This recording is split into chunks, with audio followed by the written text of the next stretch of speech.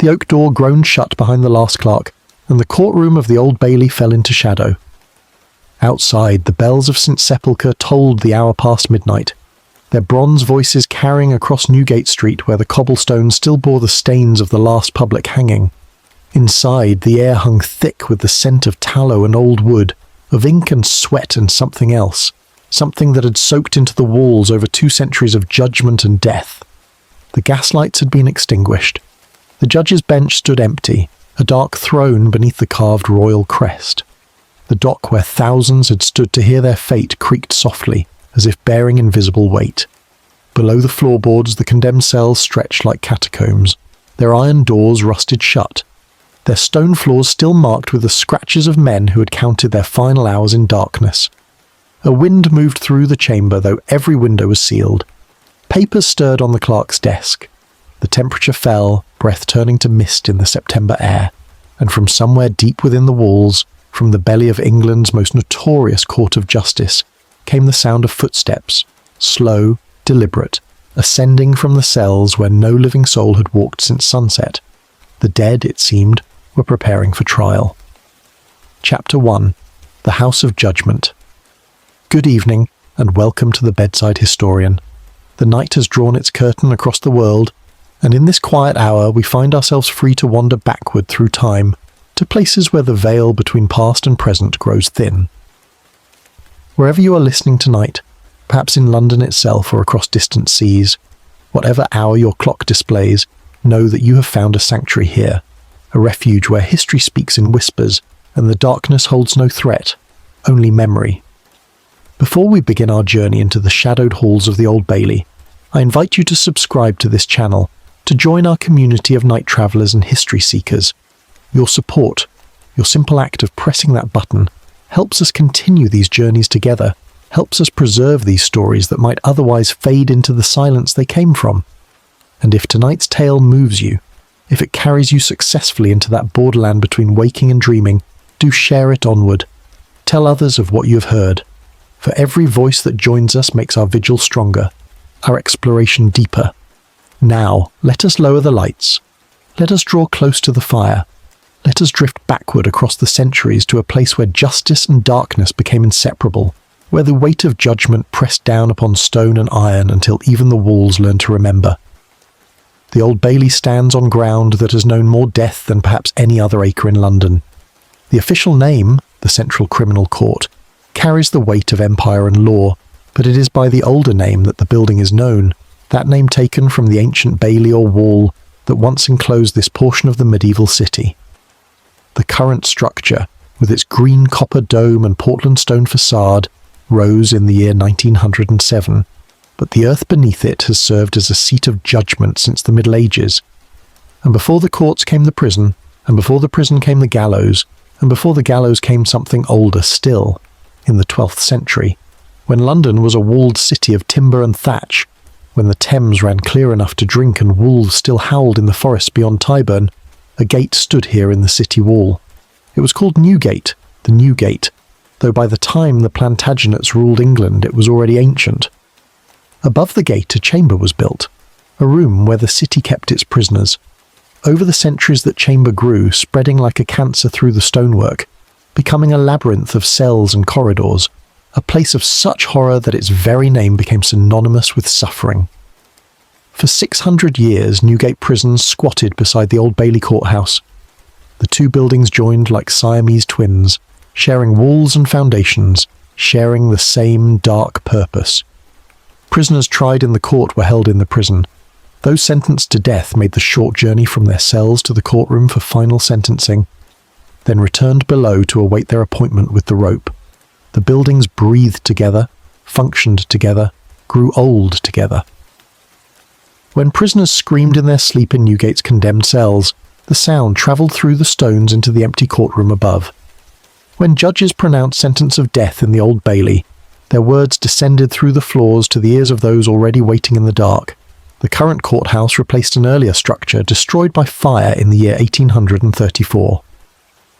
That earlier building had itself replaced another, and before that another still, the succession of courts stretching back into the medieval gloom like a chain of ghosts.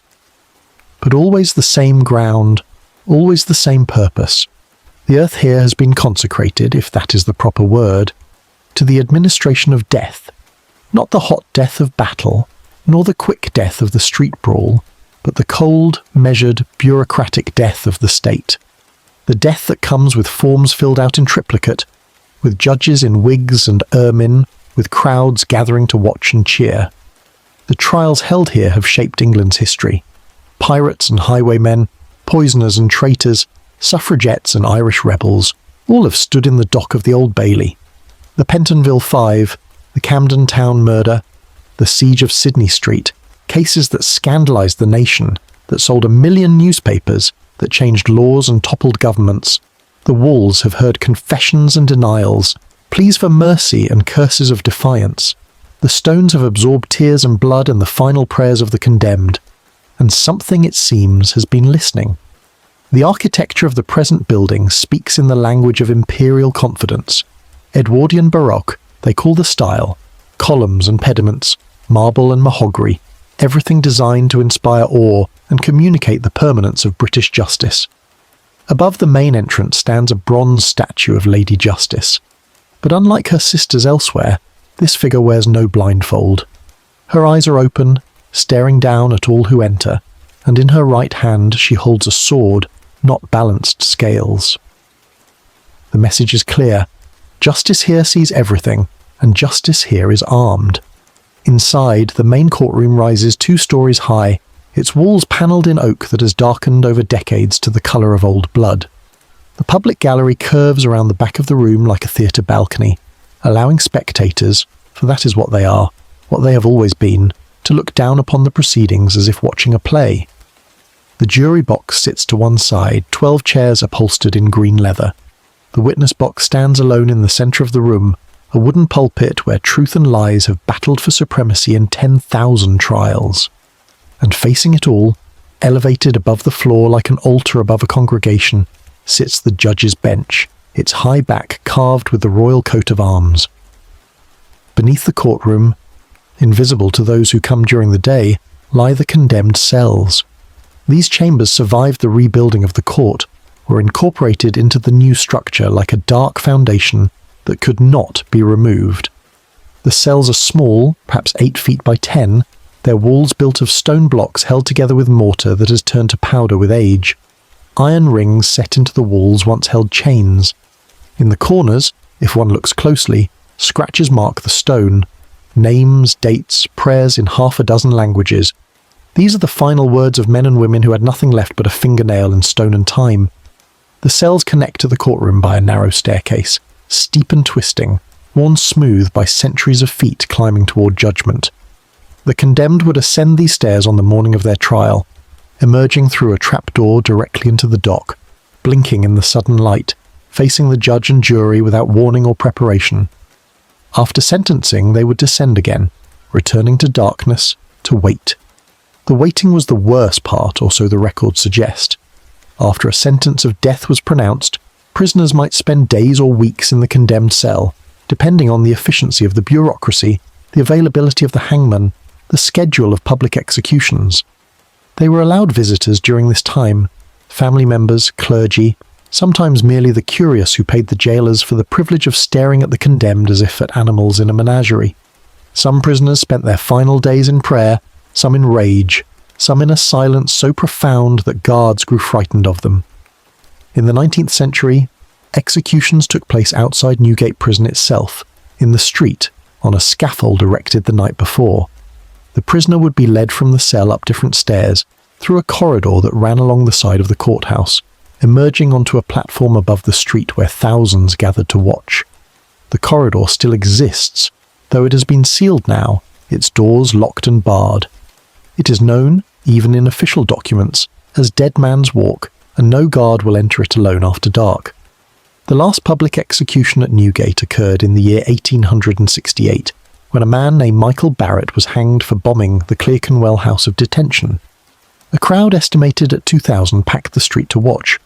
After that, executions moved inside, became private, ceremonial, conducted in a shed in the prison yard with only officials present. But the condemned still walked the same corridors, still climbed the same stairs, still felt the same stones beneath their feet. Newgate Prison was finally demolished in the year 1902. The execution shed was torn down, the cells emptied, the walls reduced to rubble.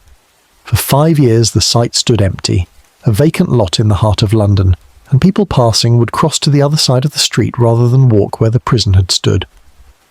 Then came the new courthouse, rising on the old foundations, incorporating what could not be removed, building upward and outward but always at its heart, remaining connected to what had been. The Old Bailey opened its doors in 1907. King Edward himself attended the ceremony, though he did not stay long. The building was modern, enlightened, equipped with electric lights and central heating, everything that a 20th century court of justice should be. The first trials were held, the first verdicts delivered, the first sentences pronounced, and in the nights that followed, when the clerks locked the doors and the gas lamps were extinguished, and the building settled into darkness, the first sounds began. A watchman named Thomas Hartley was the first to report them, or at least the first whose report survives in the records.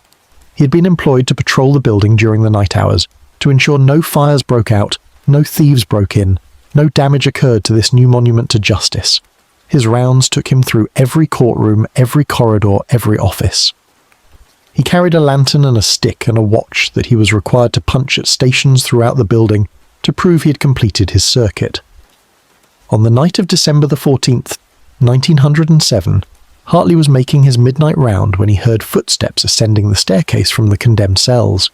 He stopped, raised his lantern, called out to ask who was there. The footsteps continued, slow and steady, the sound of boots on stone. Hartley descended to investigate, but the staircase was empty. He checked the cells below, all locked, all dark, all undisturbed. He returned to the courtroom and completed his round, telling himself it had been his imagination, an echo from the street, a settling of the new building's timbers. But 3 nights later he heard them again, and a week after that. And soon it was every night, always at the same hour, always the same slow ascent from below. Other guards reported the same phenomenon. The sounds were always clearest in court number 1, the main courtroom, the largest and oldest, the one built directly above the condemned cells, and always between midnight and 3 in the morning, the hours when the human spirit is weakest, when the boundary between worlds grows thin. The management of the Old Bailey dismissed these reports as nonsense, as the overactive imaginations of men working night shifts in an old building. But the reports continued, and they began to include other details. Not just footsteps, but voices, whispered conversations in the empty dock, the sound of weeping from the witness box, the rustle of clothing in the jury benches where no one sat. Guards reported cold spots in certain corridors, places where the temperature dropped 20 degrees in the space of a few steps. They reported doors that locked themselves, lights that would not stay lit, and once, memorably, all the clocks in the building stopping at the same moment, 3 minutes past 3 in the morning. The Old Bailey is not a place built for silence. During the day it hums with activity, barristers arguing points of law, witnesses giving testimony, clerks shuffling papers, the public gallery murmuring with speculation and judgment.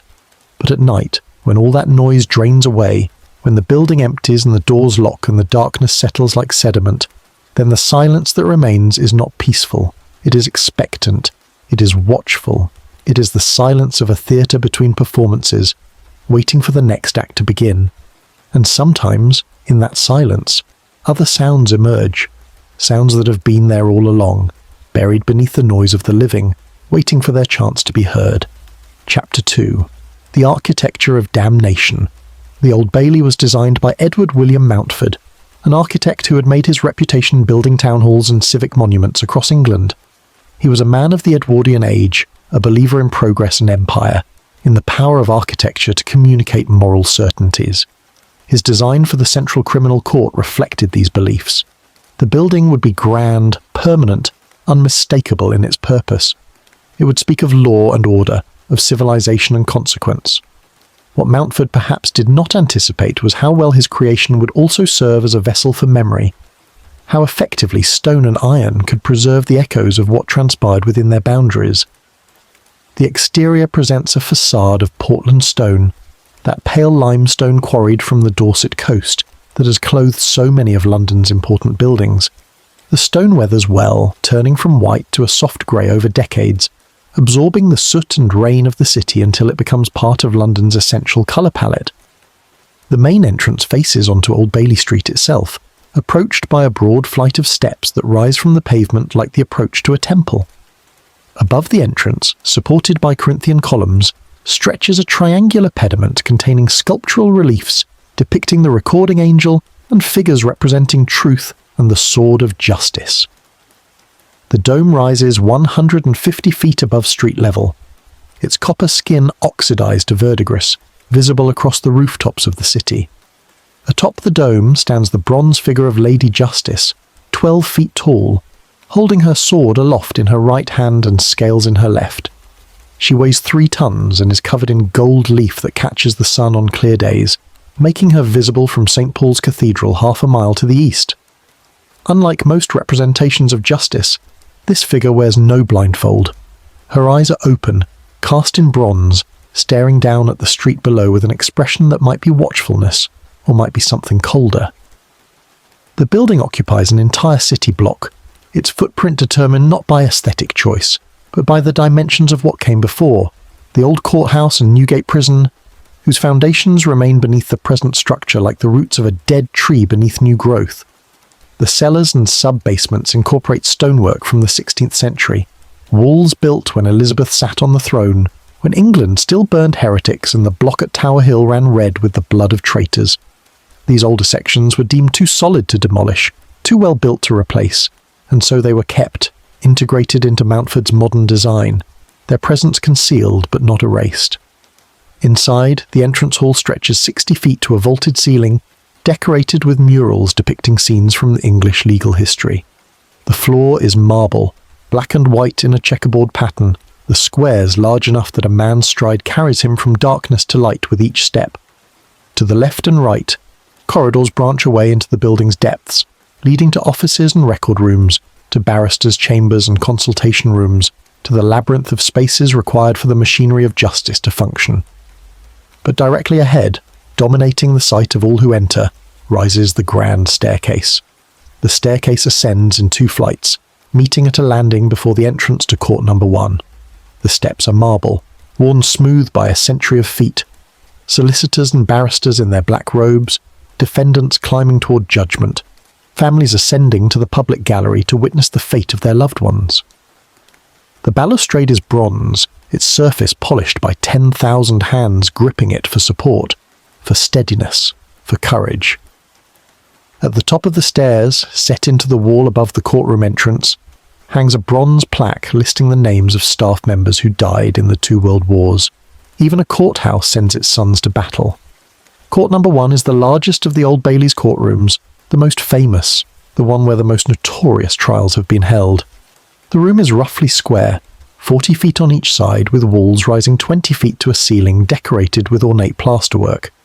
The panelling is English oak, installed in 1907 and darkened over decades by the smoke of gas lamps, by the accumulation of London air, by time itself. The wood has absorbed the atmosphere of 10,000 trials until it seems to emanate a presence of its own, a weight of attention and judgment. The judge's bench occupies the northern wall, elevated 5 feet above the floor of the court. Behind it hangs the royal coat of arms, carved in wood and painted in proper heraldic colours, the lions of England, the harp of Ireland, the thistle of Scotland. The motto Dieu est mon droit curves beneath in Gothic script. The judge enters through a private door behind the bench, emerging already elevated, already positioned above all others in the room. The chair itself is high-backed, upholstered in red leather, more throne than seat. The dock stands opposite the judge's bench, a wooden enclosure accessed by the stairs from the cells below. It is surrounded by a waist-high barrier topped with brass rails, and in earlier decades it was enclosed entirely, a cage of wood and metal with the defendant visible but separated, displayed for judgment like a specimen in a museum case. The dock can accommodate multiple defendants when necessary. In cases involving conspiracy or gang violence, as many as 8 or 10 prisoners might stand shoulder to shoulder, watching the proceedings that would determine their fates. To the right of the dock, The jury box contains 12 chairs arranged in 2 rows, each seat numbered, each with a clear view of the witness box and the judge. The chairs are upholstered in green leather, the traditional colour of English courtrooms, meant to be soothing to the eye during long trials. The jury members sit at the same level as the defendant, neither elevated nor depressed, theoretically equal in the eyes of the law. But the positioning creates an unavoidable dynamic. They face the dock directly, spend hours or days staring at the accused, studying faces and postures and reactions, forming judgments before the verdict is even called for. The witness box stands alone in the centre of the courtroom, a wooden pulpit accessed by 3 steps. It faces both the judge and the jury, requiring the witness to divide their attention, to address their testimony to multiple audiences simultaneously. A brass rail runs around the top, giving witnesses something to grip during testimony, and a shelf inside holds a Bible and other religious texts for the swearing of oaths. The box has seen every kind of witness, the truthful and the lying, the brave and the terrified, those who spoke clearly and those who could barely whisper, those who remembered everything and those who remembered nothing at all. The public gallery runs along the back wall of the courtroom, elevated 8 feet above the floor and separated by a wooden barrier. It can seat approximately 50 spectators, though in famous trials people have stood packed shoulder to shoulder, breathing the same air, watching the drama unfold below with an attention usually reserved for theatre or sport. The gallery has its own entrance, its own staircase, allowing the public to come and go without mixing with the officials and participants of the court. This separation is important, maintaining the distinction between those who judge and those who merely observe, though the line between observation and judgment has never been as clear as the architecture suggests. Below the courtroom, accessed by the narrow staircase that opens into the dock, lie the condemned cells. There are 3 of them, built into the foundation of the building. Their walls of stone block 2 feet thick. Each cell measures approximately 8 feet by 10 feet, with a ceiling height of 7 feet. The floors are stone flags, worn concave in places by the pacing of prisoners. In the walls, iron rings are set at various heights, some at floor level, some at chest height, some near the ceiling. These rings once held chains, manacles, restraints of various kinds. Their purpose was not primarily to prevent escape, for there was nowhere to escape to from these buried chambers, but rather to provide anchor points for controlling violent or suicidal prisoners, to make the work of the guards easier and safer. Each cell has a single door of oak reinforced with iron bands, a small barred window set into the door at eye level, allowing guards to observe the occupant without entering. The locks are massive, requiring keys 6 inches long, keys that hang even now on hooks in the guardroom above, kept as relics of a system that officially ended decades ago. The doors open outward into a narrow corridor lit by electric bulbs that replaced gas lamps that replaced candles, each generation of lighting doing little to diminish the essential darkness of the space. The cells contain no furniture in the modern sense. A wooden shelf projects from one wall, serving as both seat and bed. A bucket stands in the corner for sanitation. In earlier centuries, there might have been straw on the floor, replaced weekly if the prisoner was fortunate, replaced monthly if they were not. The walls bear marks, scratches, names, dates, crude drawings, prayers in Latin and English and languages brought to London by the Empire's reach. Some of these marks are shallow, made quickly, perhaps on the first day of confinement when hope still lived. Others are deep, gouged into the stone with fingernails or contraband metal, the work of weeks or months, the desperate attempt to leave some proof of existence before the final erasure. One cell, the largest, served as the condemned cell proper, the final accommodation for those under sentence of death. This cell received certain privileges. A second shelf was installed to serve as a table. A chair was provided. The condemned prisoner was allowed visitors here, family members who would sit on the chair while the prisoner remained standing, separated by an invisible but absolute barrier of approaching death. Clergy would visit, spending hours in prayer or conversation, trying to prepare the soul for what the body was about to experience. And the night before execution, 2 guards would enter the cell and remain there until morning, watching the prisoner constantly, ensuring no suicide, no escape, no cheating of the rope. The corridor connecting the cells to the courtroom above is narrow enough that a man of average build can touch both walls simultaneously with outstretched arms. The stairs are steep, rising at an angle of nearly 50 degrees, each step worn smooth and slightly concave in the centre, where countless feet have climbed. There are 18 steps from the cell level to the courtroom floor, and prisoners climbing these stairs would emerge directly into the dock through a trap door that opened upward. The effect was dramatic, theatrical even, the prisoner appearing suddenly in the courtroom as if rising from the earth itself, blinking in the light, disoriented and vulnerable. These stairs, this corridor, these cells, they were designed with a purpose beyond mere function. They were designed to break the spirit, to reduce the prisoner to a state of absolute helplessness and dependency, to make the power of the state tangible and overwhelming. A person descended to the cells after sentencing would understand immediately and viscerally that they had left the world of the living, had entered a space of transition between life and death, a purgatory built of stone and iron where time moved differently and hope died by degrees. And yet, for all the intentionality of the design, for all Mountford's careful planning and the builder's precise execution, there remained elements that no architect could have anticipated.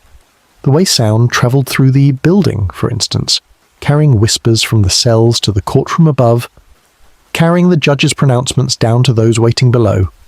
The way temperature behaved, creating cold spots that defied heating systems, areas where breath steamed even on warm days.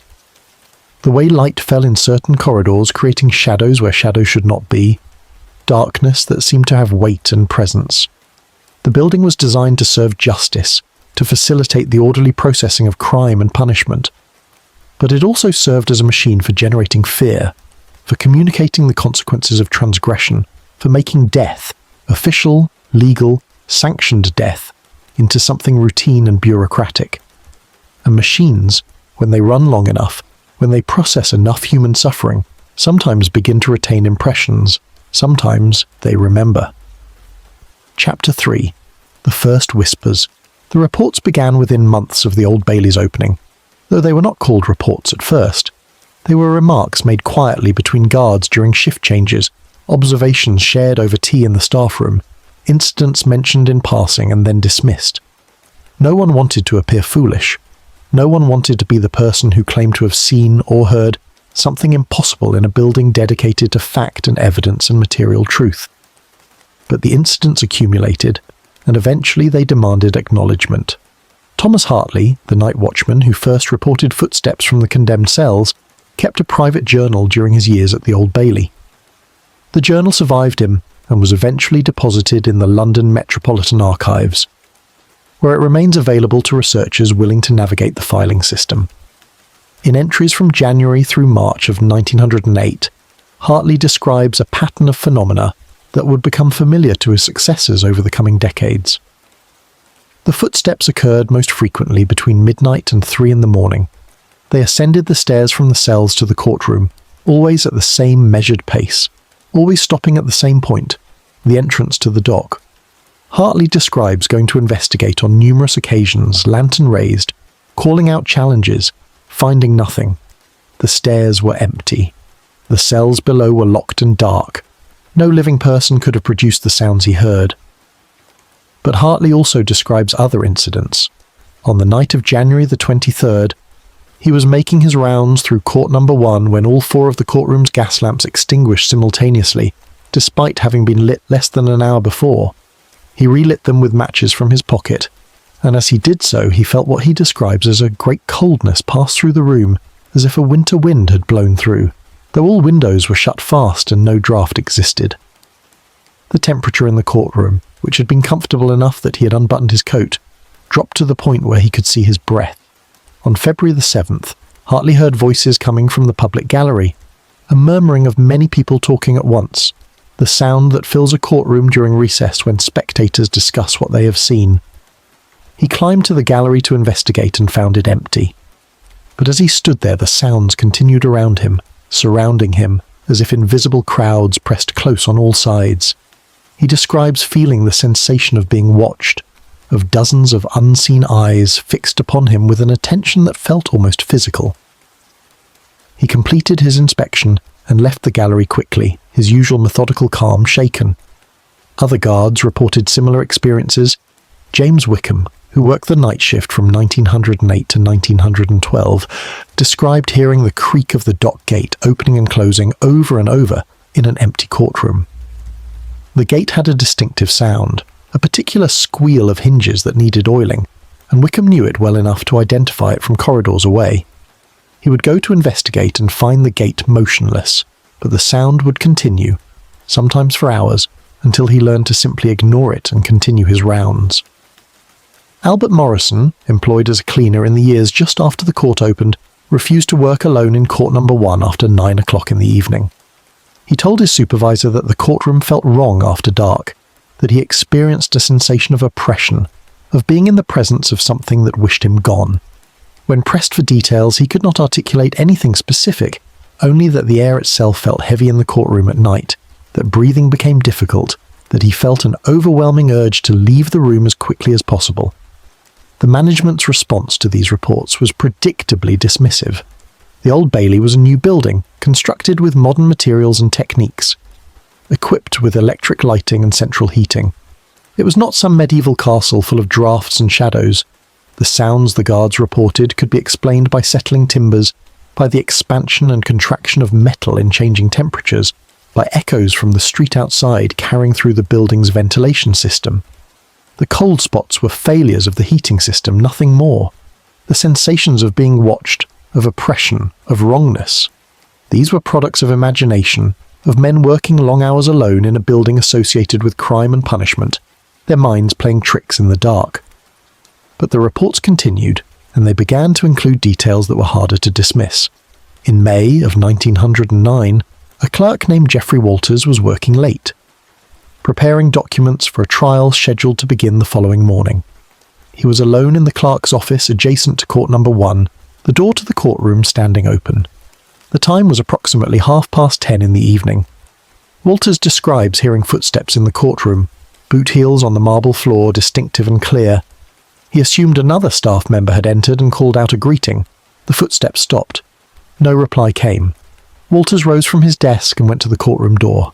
The room was dark, illuminated only by the light spilling from his office. As he reached for the electric switch to turn on the courtroom lights, he saw a figure standing in the dock. The figure was that of a man, tall and thin, wearing what Walters described as old-fashioned clothing, the sort worn perhaps 40 or 50 years ago. The man stood motionless, hands gripping the brass rail of the dock, staring toward the judge's bench. Walters stood frozen, his hand on the light switch, observing the figure for what he estimated to be 10 or 15 seconds. Then he threw the switch, flooding the courtroom with electric light.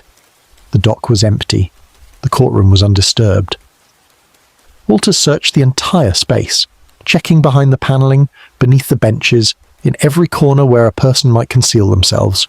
He found nothing. Walters reported the incident to his supervisor the following morning and was told that he had been working too hard, that the stress of the upcoming trial had caused him to hallucinate, that he should take the afternoon off and get some rest. Walters accepted this explanation with outward agreement, but privately remained convinced of what he had seen. He mentioned the incident to other staff members over the following weeks and discovered that he was not alone in having witnessed apparitions in the Old Bailey. A barrister named Harrison Cole, working late in the building in preparation for a murder trial, reported seeing a woman in Victorian dress standing in the public gallery, weeping silently. When he called up to her, asking if she required assistance, she vanished. A junior clerk reported seeing a man in prisoner's clothing walking along the corridor that led to the old execution area, though when approached the figure dissolved like smoke. A guard reported hearing a voice in the condemned cells, a man reciting what sounded like the Lord's Prayer in a language the guard did not recognise, though the cells were empty and locked. These reports were not made publicly. The Old Bailey's reputation depended on maintaining an image of sober authority, of rational processes and evidence-based justice. Stories of ghosts and apparitions would undermine that authority, would make the court appear foolish, would provide ammunition for those who criticised the justice system as archaic and superstitious. And so the incidents were noted in private records, mentioned in letters and diaries, discussed quietly among staff, but never acknowledged officially. The phenomenon intensified during trials involving capital cases. When a defendant stood accused of murder, when the possibility of a death sentence hung over the proceedings, the building itself seemed to respond. Guards reported increased activity in the condemned cells during murder trials, sounds of pacing, of chains rattling, of voices muttering in the darkness. The temperature in court number 1 would drop several degrees during testimony in capital cases, requiring spectators to keep their coats on despite the season. Lights would flicker during crucial moments of testimony, as if some unseen force was reacting to what was being said.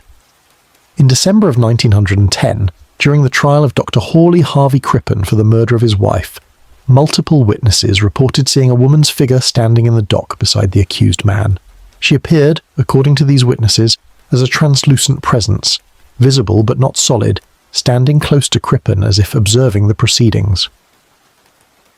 The figure was seen by several members of the public gallery, by at least one junior barrister, and by a newspaper reporter covering the trial.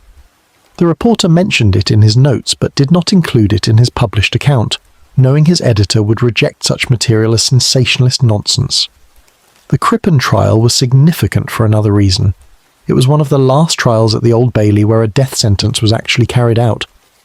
Crippen was found guilty, sentenced to hang, and executed at Pentonville Prison on November the 23rd, 1910. After his death, guards at the Old Bailey reported hearing his voice in the condemned cells, speaking in the same quiet, educated tone he had maintained throughout his trial, protesting his innocence to invisible listeners. The pattern that emerged from these early reports suggests that the Old Bailey's hauntings were not random or chaotic. They seemed to follow certain rules, to manifest in predictable ways. The phenomena occurred most frequently at night, particularly in the hours after midnight. They clustered around court number 1 and the condemned cells beneath it. They intensified during murder trials and death penalty cases. They involved sounds more often than sights, footsteps, voices, the creaking of doors and gates. When apparitions were seen, they appeared in period clothing, suggesting that what was being witnessed was not a contemporary presence, but an echo from the past. Some observers theorized that the building was somehow recording events, that intense emotional experiences, the fear of the condemned, the grief of families, the tension of trials, were being impressed into the physical structure like sound impressed into wax on a phonograph cylinder. Others suggested that the souls of the executed remained attached to the place where they had been sentenced, unable to move on, trapped in an eternal replay of their final days. Still others argued that what was being experienced was not supernatural at all, but rather a peculiar psychological phenomenon, a mass hallucination brought on by the building's history and purpose, by the knowledge of what had occurred within its walls. But regardless of the explanation, the experiences themselves were real enough to the people who had them. The fear was real, the cold was real, the sounds were real. And as the years passed and the number of witnesses accumulated, it became increasingly difficult to dismiss the Old Bailey's reputation as merely superstition or imagination. Something was happening in the building, something that defied easy explanation, something that suggested the boundary between past and present, between the living and the dead, was thinner here than in other places, worn thin by centuries of judgment and death. Chapter 4. The Condemned Cells. The condemned cells beneath court number 1 represent the darkest architecture of death that England ever built. They were not designed for rehabilitation or reflection, or any of the enlightened purposes that prison reformers of the 19th century championed. They served a single function: to hold human beings during the final hours or days between sentencing and execution, to keep them alive and relatively intact until the state could carry out its judgment in proper form. Everything about their design reflects this purpose. The thick walls to prevent escape and muffle sound, the small dimensions to prevent movement and exercise, the sparse furnishings to eliminate tools of suicide, the constant observation to ensure the prisoner remained available for death. The cells that survive beneath the current courthouse incorporate stonework from several different periods. The oldest sections date to the 17th century, when Newgate Prison was rebuilt after the Great Fire of London. These sections can be identified by the style of masonry: irregular blocks of limestone fitted together with minimal mortar, the technique of an earlier age when labour was cheap and precision less valued than mass. The newer sections, added during the 19th century and incorporated into the 20th century courthouse, show the evolution towards standardisation: uniform blocks of Portland stone, mortar joints of consistent width, everything measured and regular and designed to last for centuries. But regardless of age, All sections of the cell share certain characteristics. The walls are damp, perpetually weeping moisture that no amount of modern sealing can prevent. The dampness comes from below, from the water table that lies perhaps 20 feet beneath the floor, from the ancient streams that once ran through this part of London, before the city buried them beneath stone and brick. The moisture carries with it a smell, not the clean smell of rain or river water, but something stale and organic, something that suggests decay and time and things best left undisturbed. The floor of each cell slopes slightly toward a central drain, a circular iron grating perhaps 6 inches across. These drains were installed in the 19th century as a concession to hygiene, allowing the cells to be sluiced clean with water and lie between occupants. The drains connect to a network of pipes that eventually empty into the London sewers, but the connection is ancient and imperfect, and sometimes in the deep night when the building is silent, sounds emerge from the drains, rushing water, distant echoes, and occasionally something that might be voices, though so distorted by distance and acoustic peculiarity as to be unidentifiable. The ceiling of each cell is vaulted, a curved arch of stone blocks that distributes weight and prevents collapse. The curve creates acoustic properties that the builders likely did not intend. A whisper spoken in one corner of the cell can be heard clearly in the opposite corner, while a shout from the centre is dampened and muffled.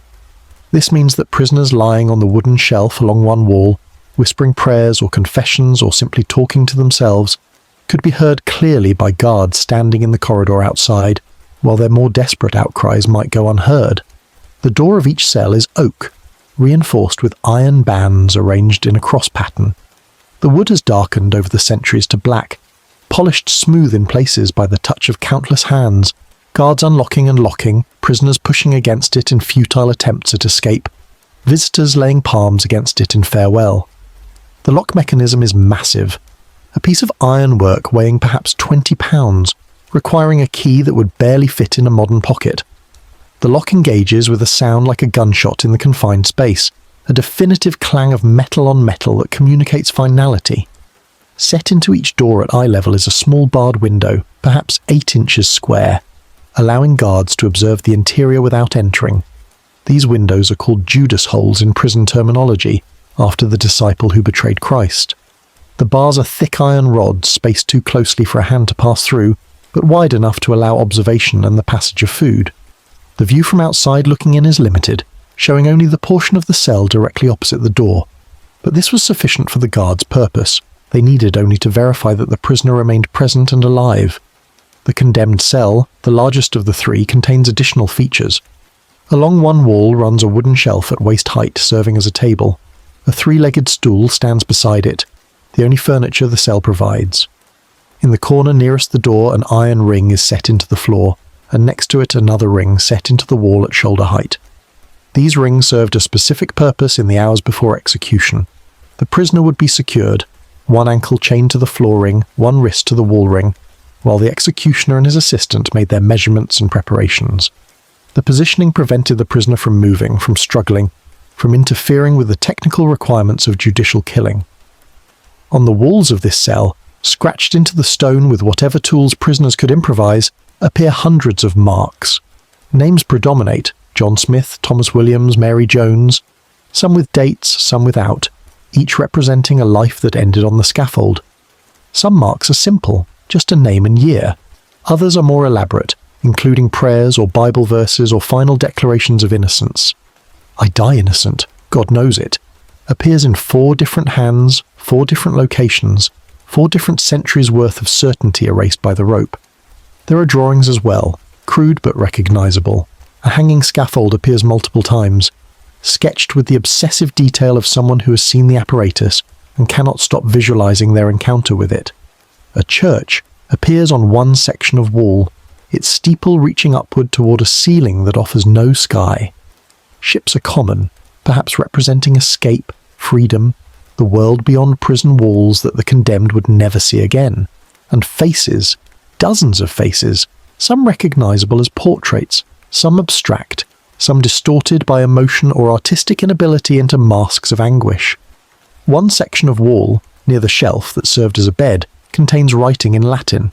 The script is educated, the hand steady, suggesting someone with learning who maintained composure even in these circumstances. The text reads, Mors certa, hora incerta. Death is certain, the hour is uncertain. Below it, in the same hand, Morior sed non obliviscar. I die, but I will not be forgotten. No name accompanies these phrases, no date, no indication of who wrote them or when or what crime brought them to this cell. But the words remain, cut deep into the stone, impossible to erase. The guards who worked in these cells during the era of capital punishment left their own records, though of a different kind. In the logbooks kept in the guardroom above, entries document the routine of managing the condemned.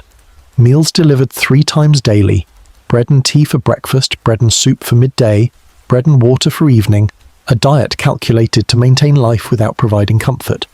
Visitors recorded by name and time, family members allowed 1 hour on specified days, clergy permitted unlimited access in the final 48 hours.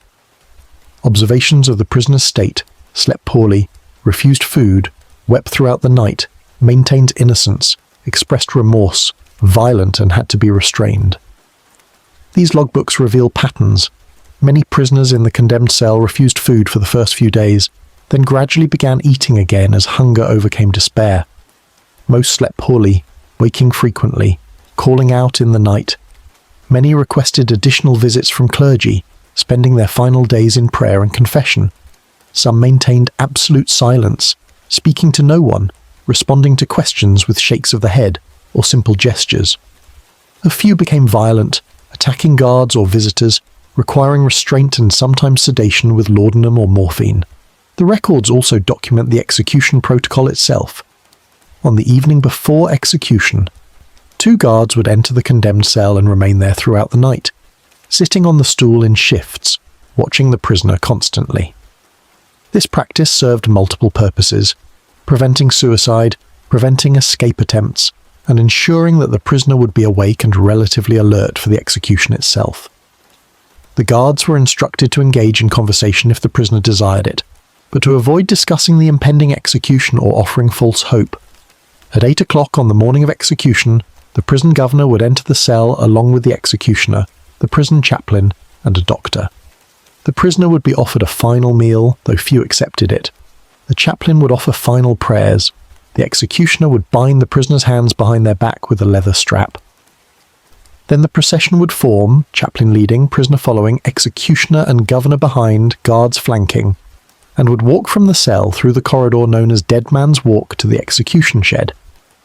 This corridor still exists, though it has been sealed now, its doors locked and barred, its electric lights disconnected. It runs for perhaps 60 feet along the eastern wall of the courthouse, connecting the condemned cell to what was once the execution area in the prison yard. The corridor is narrow, wide enough for 2 people to walk side by side, but no more.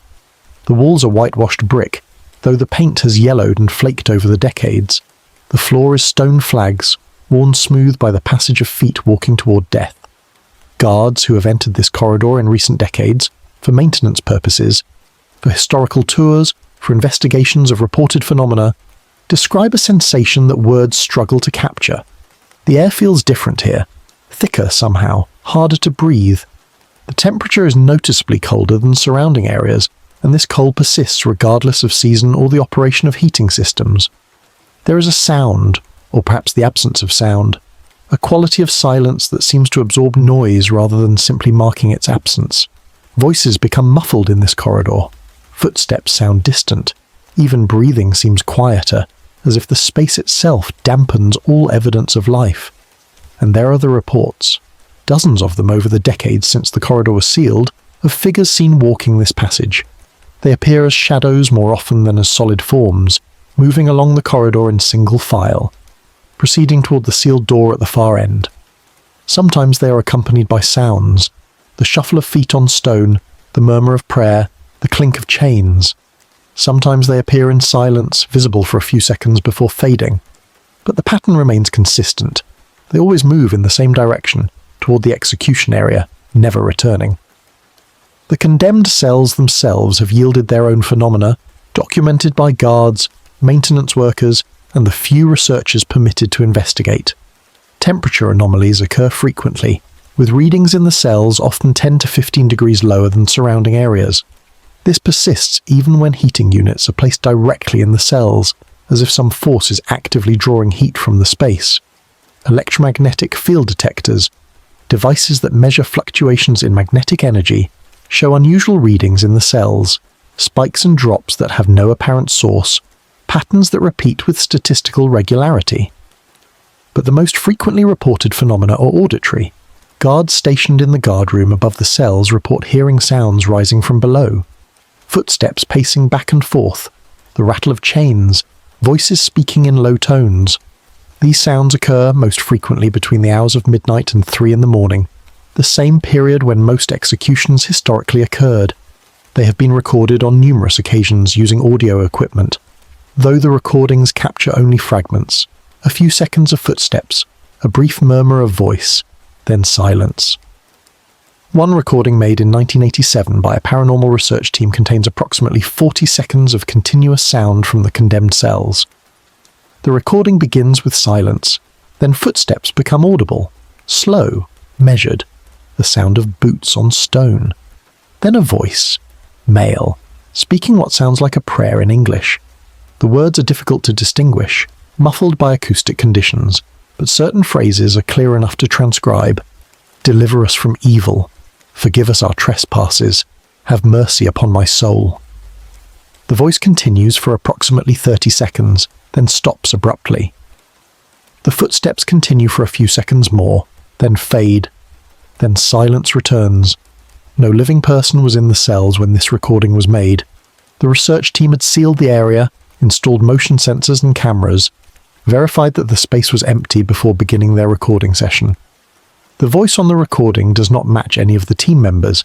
Its cadence and pronunciation suggest someone speaking in the late 19th century before modern broadcasting standardized English pronunciation. The content suggests someone facing execution, reciting prayers in the final hours. The research team attempted to capture additional recordings during subsequent visits but obtained nothing comparable. The cells remained cold and silent during most of their monitoring sessions. It was as if whatever presence inhabited the space had chosen to manifest for that single recording session and then retreated into silence. Or perhaps the conditions that allow such manifestations, whatever those conditions might be, had aligned briefly and then passed, like a door opening for a moment and then closing again. The condemned cells remain accessible, though they are no longer used for their original purpose. England abolished capital punishment in 1965, and the last execution in London occurred at Pentonville Prison in 1964. The cells beneath the Old Bailey fell into disuse, were locked and left undisturbed, became historical curiosities rather than functional spaces. Occasionally they are opened for tours, for researchers, for film crews documenting the history of criminal justice. But they are never entered alone, and they are never entered after dark. Some spaces, it seems, retain their essential character regardless of the passage of time, regardless of changes in law or custom or belief. The condemned cells remain what they always were, places of transition between life and death, thresholds that once crossed could never be uncrossed, chambers where the final hours before oblivion were counted out in darkness and prayer and desperate hope. Chapter 5. The Hanging Gallery. Dead Man's Walk earned its name through simple function. It was the corridor prisoners walked on their way to die. The name appears in prison records as early as 1820, though the corridor itself predates that reference by at least 2 centuries. It has been rebuilt, modified, extended, and incorporated into successive iterations of the courthouse and prison complex, but its essential purpose remained constant across all those changes. It was a passage between judgment and execution, between the cell where sentence was heard and the place where sentence was carried out, between the last moments of life and the first moments of death. The corridor runs along what was once the eastern wall of Newgate Prison, connecting the courthouse to the execution area. In earlier centuries, when executions occurred in public view on a scaffold erected in the street, the corridor led to an external door opening onto the platform. Later, when executions moved inside became private and ceremonial, the corridor was extended to reach the execution shed built in the prison yard. The current sealed corridor represents the final configuration, the route walked by the last prisoners executed under English law before abolition ended the practice forever. The distance is not great, perhaps 60 feet from the condemned cell to the door that once opened onto the scaffold or shed. A healthy person walking at normal pace would cover this distance in less than a minute, but the prisoners who walked this corridor did not walk at normal pace. They walked slowly, flanked by guards, often restrained with leather straps binding their arms, their movements uncertain and hesitant. The chaplain walked ahead, reading prayers from the Book of Common Prayer, his voice echoing off the whitewashed walls.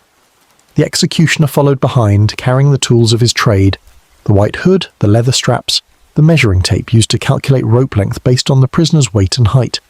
Records from the 19th century describe the walk in clinical detail. The prisoner would be brought from the condemned cell at the appointed hour, typically 8 o'clock in the morning.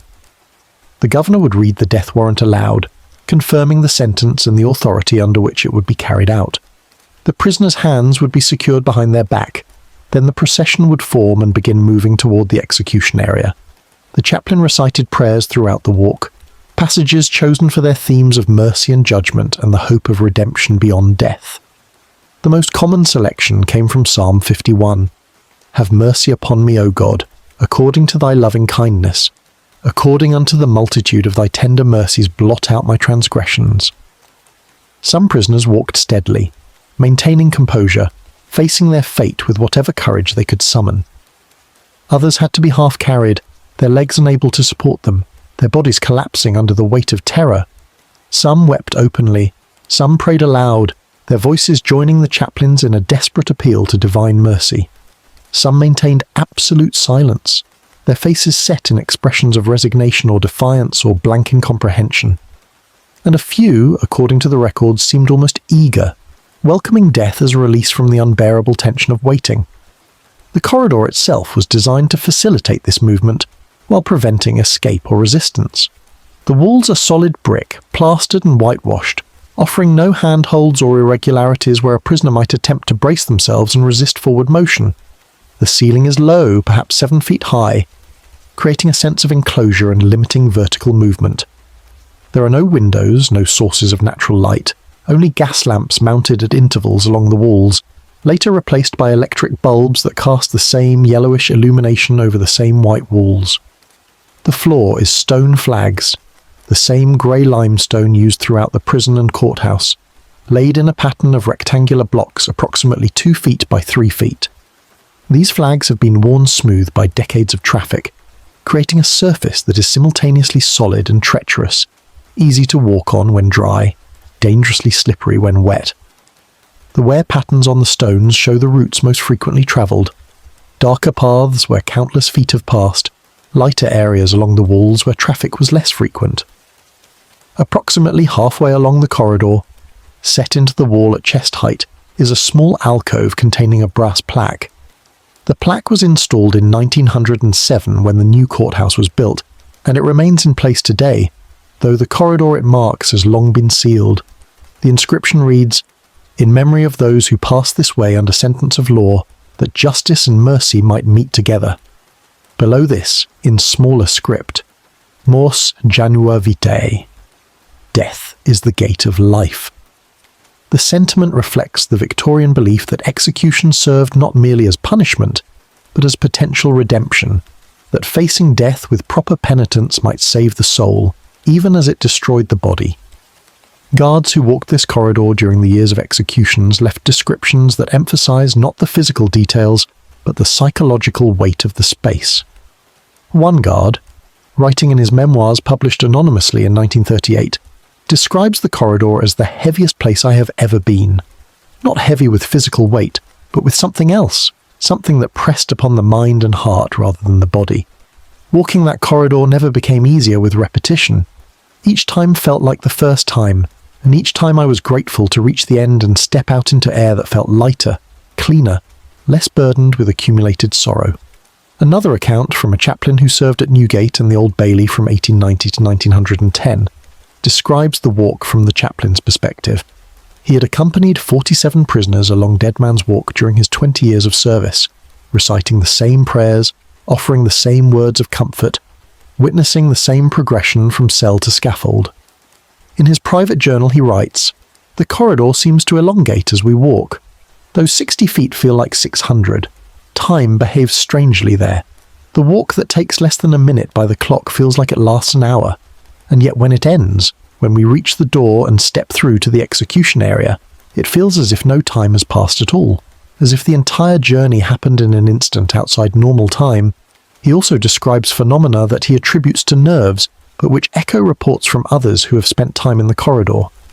He writes of hearing footsteps behind him when he knew no one followed, of seeing shadows moving along the walls when the light sources remained steady, of feeling presences close beside him, as if invisible companions walked alongside the visible procession.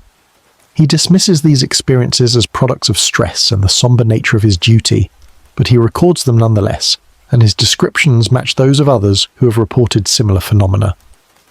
The corridor has been sealed since 1965, when capital punishment was abolished and the execution facilities were decommissioned. The doors at both ends were locked, the electric lights disconnected, the space left to darkness and silence. Official policy designates it as a historical feature to be preserved but not actively maintained. In practice, this means it is visited rarely, only when absolutely necessary for building maintenance or structural inspection, and never after dark. But the sealing of the corridor has not prevented reports of phenomena associated with it. Guards stationed in nearby areas of the courthouse report hearing sounds emanating from behind the locked doors, footsteps, voices, the scrape of movement along the corridor. These sounds occur with particular frequency on certain dates, anniversaries of notable executions, dates associated with famous trials, days when multiple executions occurred in a single morning during the busiest periods of the 19th century. In November of 1973, a maintenance crew was sent to inspect the corridor for water damage after leaks were discovered in adjacent areas. The crew consisted of 3 men, all experienced courthouse employees familiar with the building and its history. They unlocked the door, entered with flashlights and inspection equipment, and began their survey. According to their subsequent report, they had been in the corridor for approximately 10 minutes, when all 3 simultaneously experienced what they described as overwhelming dread. The feeling came without warning, without apparent cause, a sudden certainty that they needed to leave immediately. One of the crew members later described the sensation. It was like being watched by something hostile. Not just watched, studied, evaluated, weighed. The air felt thick, hard to breathe. My flashlight seemed dimmer, as if the darkness was actively pushing back against the light. And I heard breathing. Not my own breathing, not my colleague's breathing, but someone else breathing slowly and steadily right next to my ear. I turned, but no one was there. We all felt it at the same time. We looked at each other, and without speaking, we all headed for the door. The crew completed their inspection from outside the corridor, examining the walls and ceiling from adjacent rooms rather than entering the space again. Their report noted structural soundness and no significant water damage, but it also included an unofficial addendum recommending that future inspections be conducted during daylight hours with maximum crew size for safety. The recommendation made no mention of supernatural concerns. Such language would not appear in an official document, but everyone who read the report understood its implications. Other incidents accumulated over the years. In 1981, a police officer conducting a security sweep of the building reported seeing light emanating from beneath the sealed door of Dead Man's Walk, as if someone had turned on the electric lights inside. Investigation revealed the lights had been disconnected for 16 years. No source for the illumination could be identified, and when the door was unlocked to allow inspection, the corridor was dark. In 1994, a barrister working late reported hearing what sounded like a procession moving through the corridor. Multiple footsteps, voices in prayer, the rustle of clothing, though the corridor remained locked and empty. The most detailed account comes from a security consultant hired in 2003 to evaluate the courthouse's electronic surveillance systems. As part of his evaluation, he recommended installing cameras in Dead Man's Walk to monitor for unauthorized access. Cameras were installed at both ends of the corridor, connected to the building's central security system, recording continuously to digital storage. The cameras operated for 3 months before being removed following review of the footage they captured. The security consultant's report describes what the cameras recorded during those 3 months. Most footage showed exactly what would be expected: an empty corridor, unchanging, dark except for the infrared illumination provided by the cameras themselves. But on 17 separate occasions, the cameras captured anomalies. Shadows moved along the walls with no corresponding physical objects to cast them. Orbs of light drifted through the corridor, floating at roughly head height, moving from one end to the other before dissipating, and on 4 occasions figures appeared. The figures showed on the infrared cameras as areas of temperature difference, human-shaped patches of cold against the warmer background of the corridor walls. They appeared at the condemned cell end of the corridor and moved slowly toward the execution area end, walking in single file, sometimes alone, sometimes in groups of 2 or 3. The cameras captured their movement for anywhere from 10 to 30 seconds before the figures faded, their thermal signatures dissipating until they became indistinguishable from the background temperature. Analysis of this footage by thermal imaging experts confirmed that the temperature patterns were consistent with human bodies, or at least with objects at temperatures close to human body heat. But the patterns appeared in a sealed corridor where no living humans were present. The cameras themselves were tested and found to be functioning correctly. The footage was examined for signs of tampering or digital manipulation and found to be authentic. No conventional explanation could account for what the cameras had recorded. The decision to remove the cameras was made quietly, without official explanation. The footage was archived in the courthouse's historical records, where it remains available to researchers but is not publicly advertised. The corridor was resealed, and the recommendation to install permanent monitoring was officially tabled pending further evaluation that has not, to date, occurred. Dead Man's Walk remains dark and sealed, monitored only by occasional physical inspection, its secrets preserved in silence. Those who have walked the corridor, whether during the years when it served its original function, or during the decades since its sealing, report a common sensation. The corridor feels liminal, transitional, suspended between one state and another. It is not quite part of the courthouse, and not quite part of the prison. It belongs neither to the living world nor entirely to the dead. It exists in between, and in that between space, the normal rules seem suspended. Time moves strangely. Sound behaves oddly. The boundary between past and present thins until they become almost transparent to each other, until what happened centuries ago feels immediate and present, until the dead feel close enough to touch. Chapter 6. Trials of Blood and Echo. The Old Bailey has hosted trials that shaped English history, cases that captured public attention so completely that the nation seemed to pause and watch as evidence was presented and verdicts delivered. These trials filled the public galleries, generated thousands of pages of newspaper coverage, and in some cases led to changes in law and social policy. But beyond their historical significance, certain trials seem to have left marks upon the building itself, impressions that persist long after the defendants and witnesses and jurors have all passed into death. The trial of George Joseph Smith in 1915 represents one such case. Smith was accused of murdering 3 women by drowning them in bathtubs, a crime of such calculated coldness that it fascinated and horrified the public in equal measure. The women were his wives, married in succession under false names, each insured for substantial sums, each dead within weeks or months of marriage under circumstances made to appear accidental. Smith would prepare a bath for his bride, and while she bathed he would grip her ankles and lift, forcing her head beneath the water, holding her there until she drowned. Then he would call for help, claiming he'd found her dead, collecting the insurance money and moving on to his next victim. The trial lasted 9 days in June and July of 1915, conducted in Court No. 1 before Mr. Justice Scrutton. The prosecution presented evidence of 3 deaths, 3 marriages, 3 insurance policies, and a pattern too consistent to be coincidental. The defense argued that Smith was merely unlucky, that the deaths were genuine accidents, that correlation did not prove causation. But the jury needed only 20 minutes to reach their verdict, guilty of murder. Smith was sentenced to death and executed at Maidstone Prison on August 13, 1915. During the trial, according to contemporary newspaper accounts, the atmosphere in Court No. 1 grew increasingly oppressive. Spectators complained of difficulty breathing, of feeling faint, of experiencing sudden waves of nausea. Several members of the public gallery had to be assisted from the courtroom. The temperature in the room dropped noticeably during the most graphic testimony, despite the July heat outside. And on the final day of trial, when the verdict was being delivered, multiple witnesses reported seeing water on the floor of the dock where Smith stood, a small pool of clear liquid that appeared suddenly and could not be accounted for by any obvious source. In the decades following Smith's execution, guards and staff at the Old Bailey reported phenomena associated with his trial. The smell of bath water, that distinctive scent of soap and steam and wet tile, would occasionally pervade Court Number 1 despite no apparent source.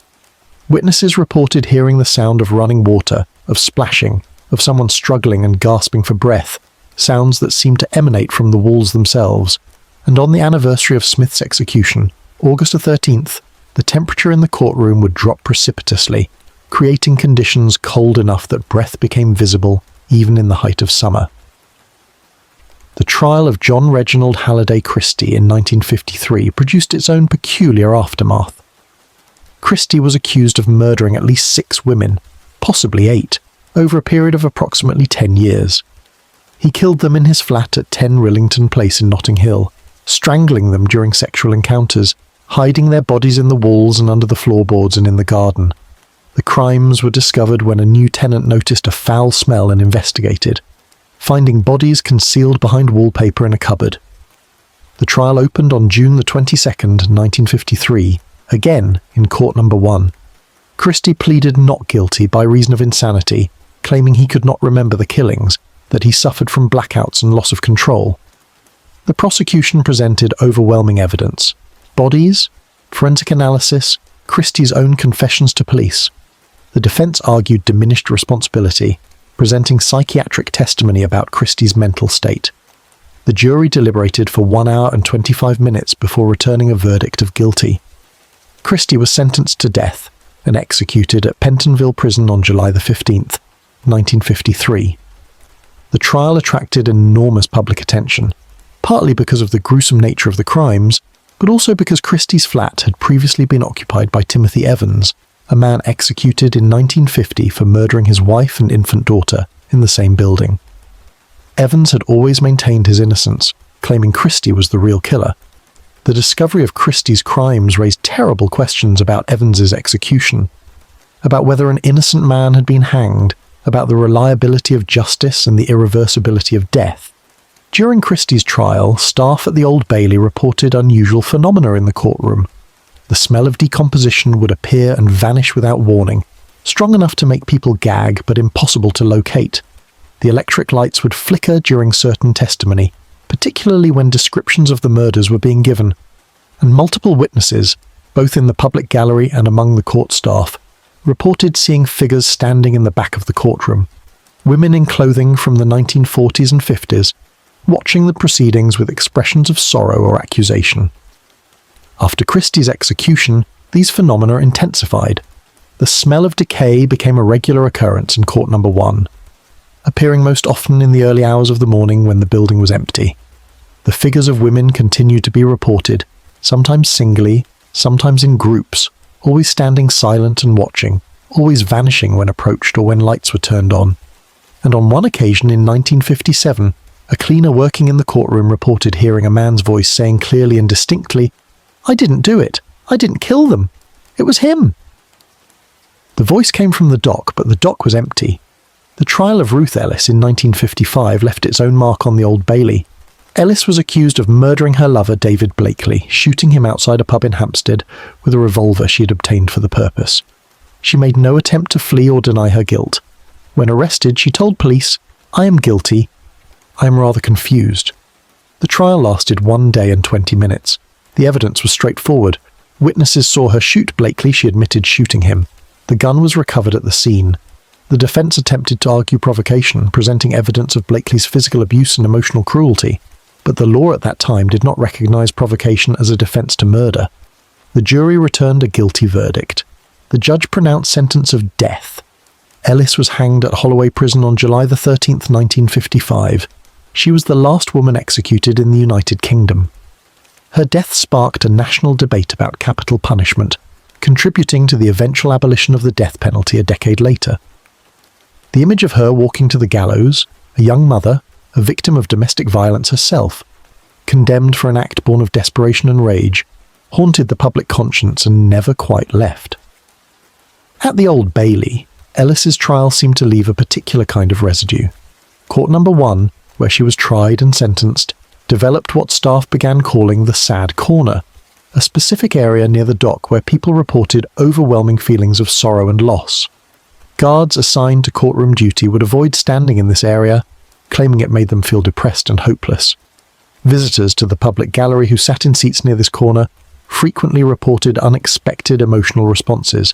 Women crying without knowing why, men feeling sudden despair, people experiencing vivid mental images of a blonde woman facing death with quiet resignation. On the anniversary of Ellis's execution, the phenomena intensified. The temperature in the Sad Corner would drop to near freezing. The smell of perfume, specifically Evening in Paris, the fragrance Ellis reportedly wore, would fill that section of the courtroom. And several witnesses over the years reported seeing a woman in 1950s clothing sitting in the dock, her hands folded in her lap, her expression calm but infinitely sad, her presence lasting only moments before fading like morning mist. The trial of the Cray twins in 1969 brought different energies to the Old Bailey. Ronnie and Reggie Cray were East End gangsters who had controlled criminal operations in London throughout the 1960s through a combination of violence, intimidation, and strategic alliances. They were finally brought to trial for the murders of George Cornell and Jack McVitie, killed in acts of brutal violence that exemplified the twins' approach to maintaining power. The trial lasted 39 days, from January to March of 1969, and represented the culmination of years of police investigation. The atmosphere during the Cray trial was different from that of other cases. Where Smith's trial had felt oppressive and Christie's had felt grotesque, and Ellis's had felt tragic, the Cray trial felt dangerous. Witnesses reported feeling threatened even inside the courtroom, as if violence might erupt at any moment. Guards were increased, security measures intensified. Everyone remained on high alert throughout the proceedings. The twins themselves exuded menace, sitting in the dock with the confidence of men who believed themselves untouchable, staring down witnesses, communicating with associates in the public gallery through gestures and glances. The jury found both twins guilty of murder. They were sentenced to life imprisonment with a recommendation they serve at least 30 years. Ronnie died in prison in 1995. Reggie was released on compassionate grounds in 2000, dying of cancer 8 weeks later. But their presence seemed to linger at the Old Bailey long after their removal. Staff reported feeling watched in Court Number 1, particularly near the dock, as if invisible eyes tracked their movements with hostile attention. The atmosphere in the courtroom felt charged, aggressive, as if the violence that had been discussed during the trial had soaked into the walls and remained there, ready to manifest. Security guards working night shifts reported encounters with what they described as the twins, two figures standing together in the dock or near it, visible only in peripheral vision, vanishing when looked at directly. These figures appeared identical, wearing dark suits, their postures mirroring each other in the way twins sometimes unconsciously adopt. The figures never moved or spoke, only stood watching, but their presence communicated menace, making guards reluctant to approach the dock area alone after dark. These famous trials represent only a fraction of the cases heard at the Old Bailey over more than a century.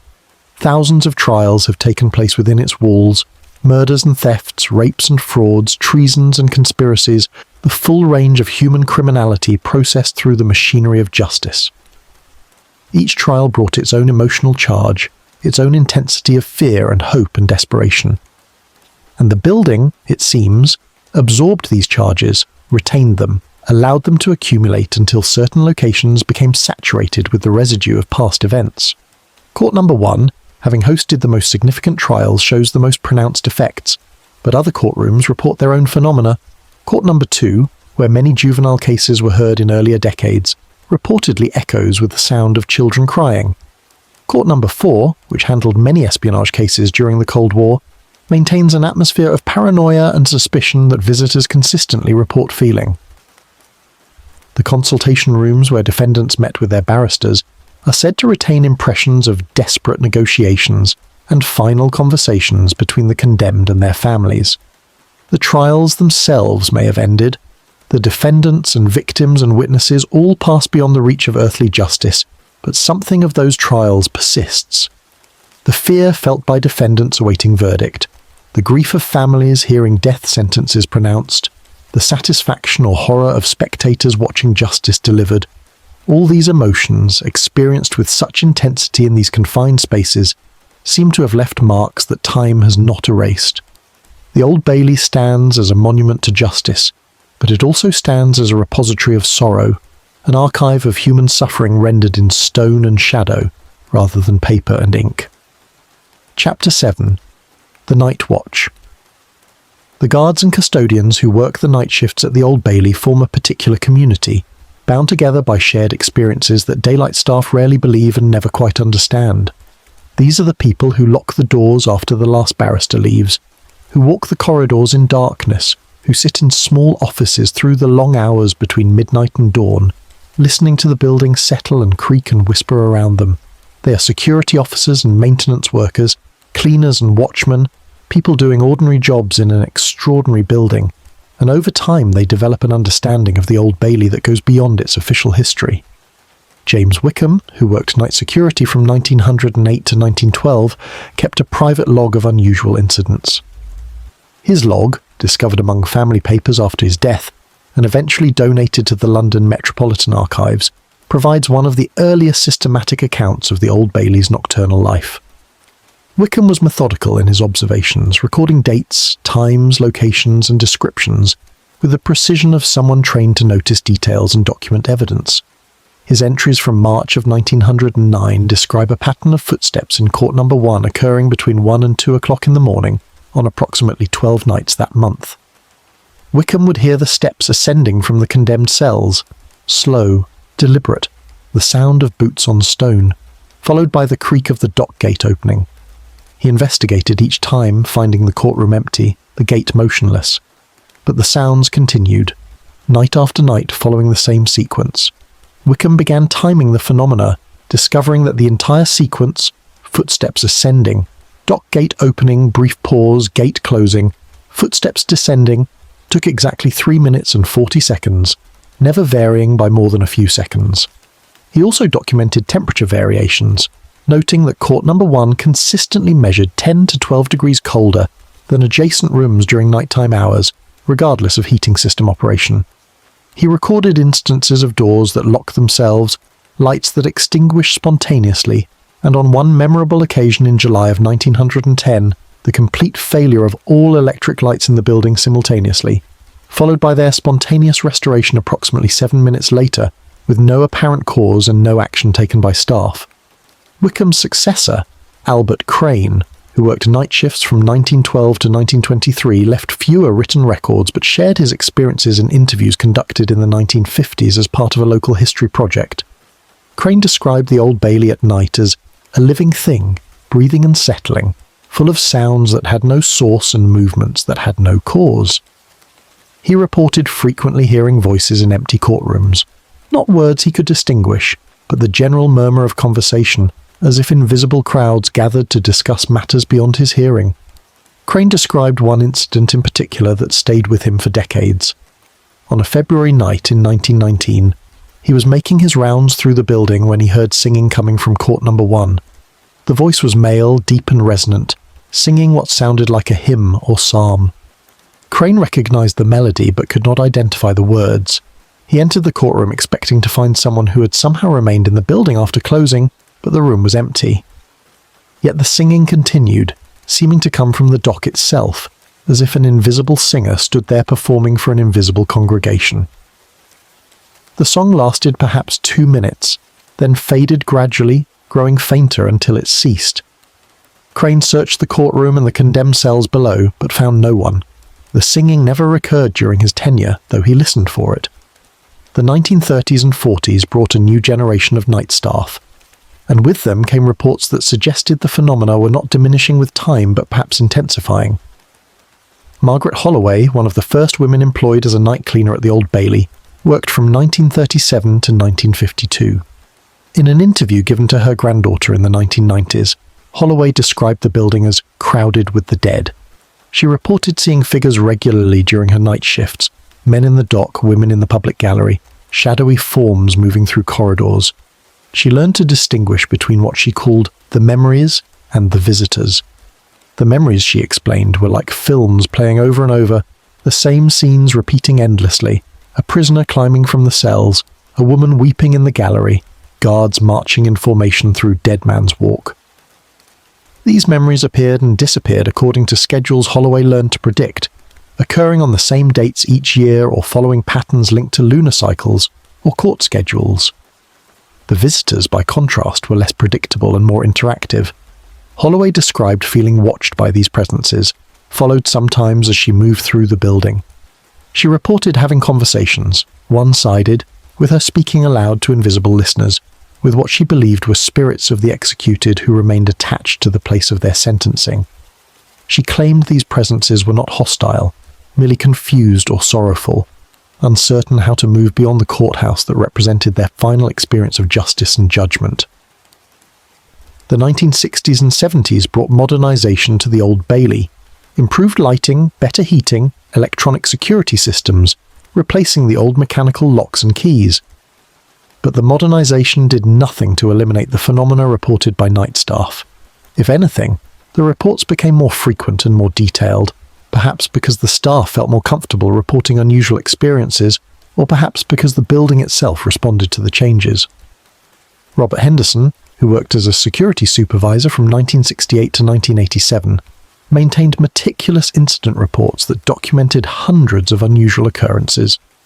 His reports describe electronic equipment malfunctioning in specific locations, alarm sensors triggering without cause in Dead Man's Walk, motion detectors activating in sealed courtrooms, security cameras recording static and interference in areas where no electromagnetic interference should exist. Henderson also documented what he called cold events, sudden drops in temperature that occurred without apparent cause, localized to specific areas, lasting from a few seconds to several minutes. These events occurred most frequently in Court Number 1 and the condemned cells, but Henderson recorded instances throughout the building. The temperature drops were severe enough to be measurable with thermometers, sometimes falling by as much as 20 degrees in the space of a few seconds, then returning to normal equally quickly. On multiple occasions, Henderson reported encountering figures in the building, solid, seeming people in period clothing who would be visible for a few seconds before vanishing. Unlike earlier reports of shadowy or transparent apparitions, Henderson's encounters involved what appeared to be solid human beings. He described seeing a man in Victorian clothing standing at the top of the main staircase, a woman in Edwardian dress walking through the entrance hall, a prisoner in striped uniform standing in the dock.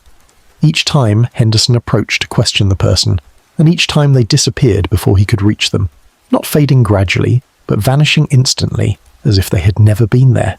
The 1990s brought new technology, digital security systems, networked computers, automated monitoring.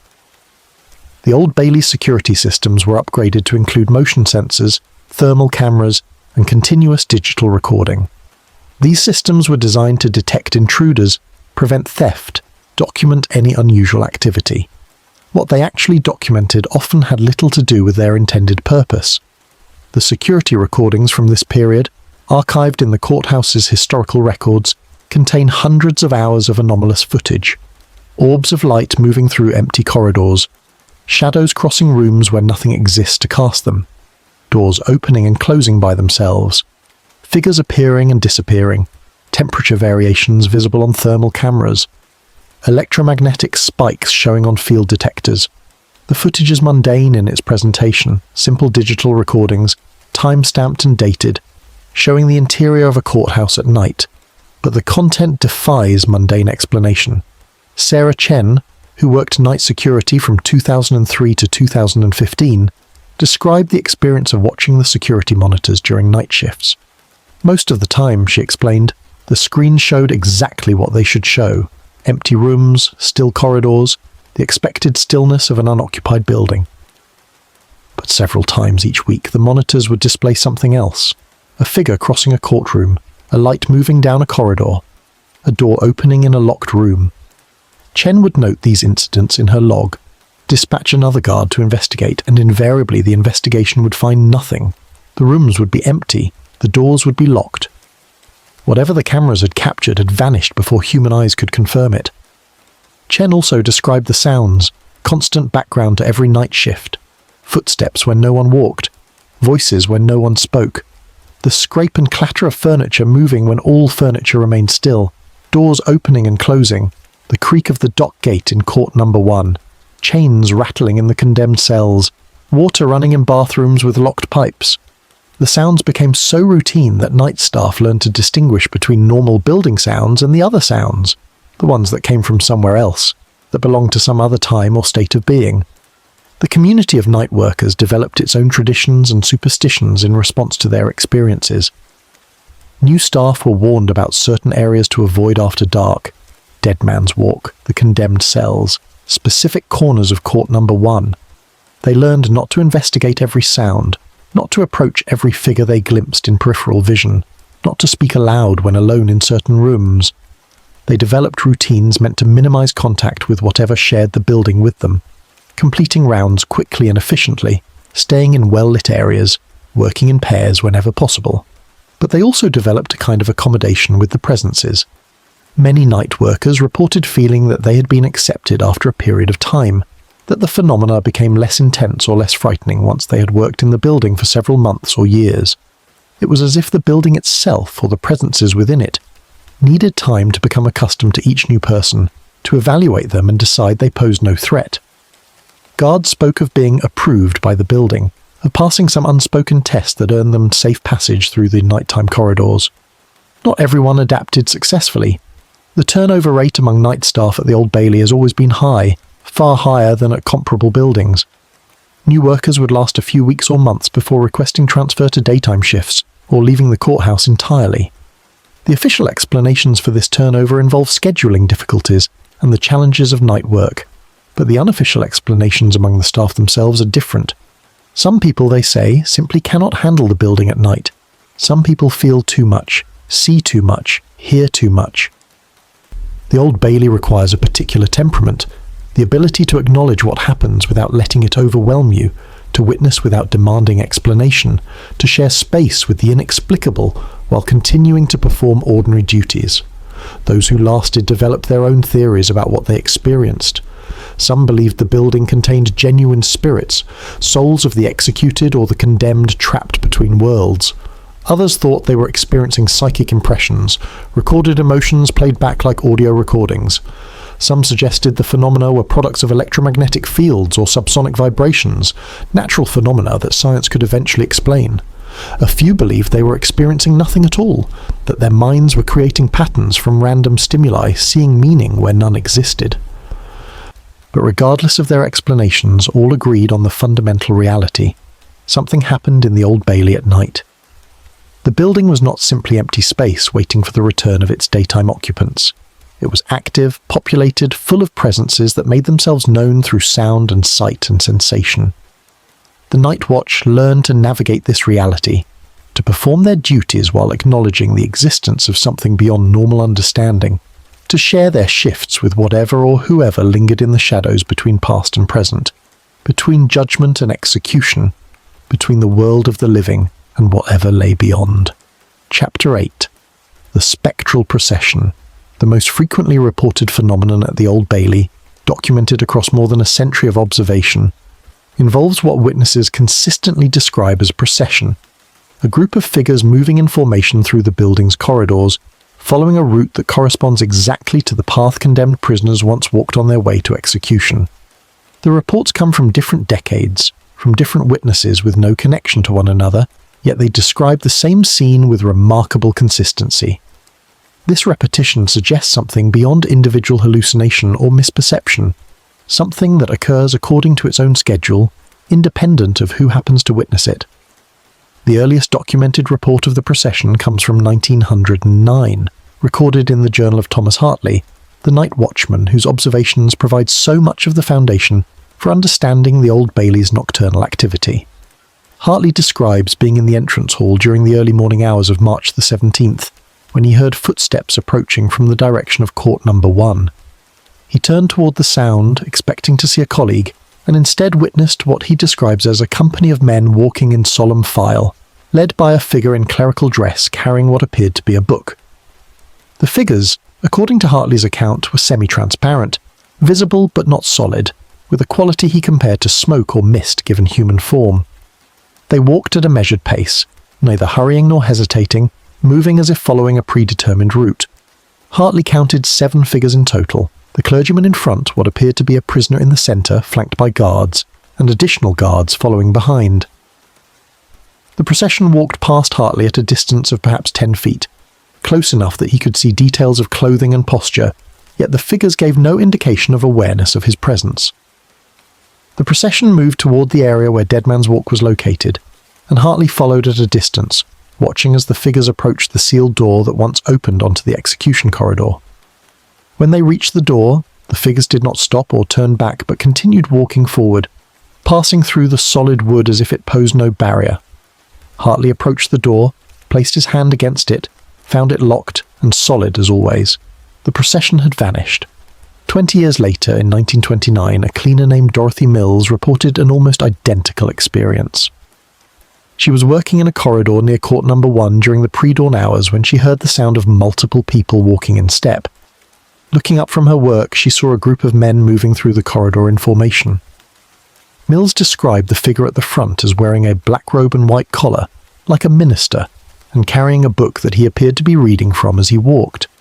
Behind him came what Mills recognized as a prisoner, a man with his hands bound behind his back, his head lowered, walking with evident reluctance. Guards surrounded the prisoner, and more guards followed. Mills stood frozen as the procession passed within a few feet of where she stood.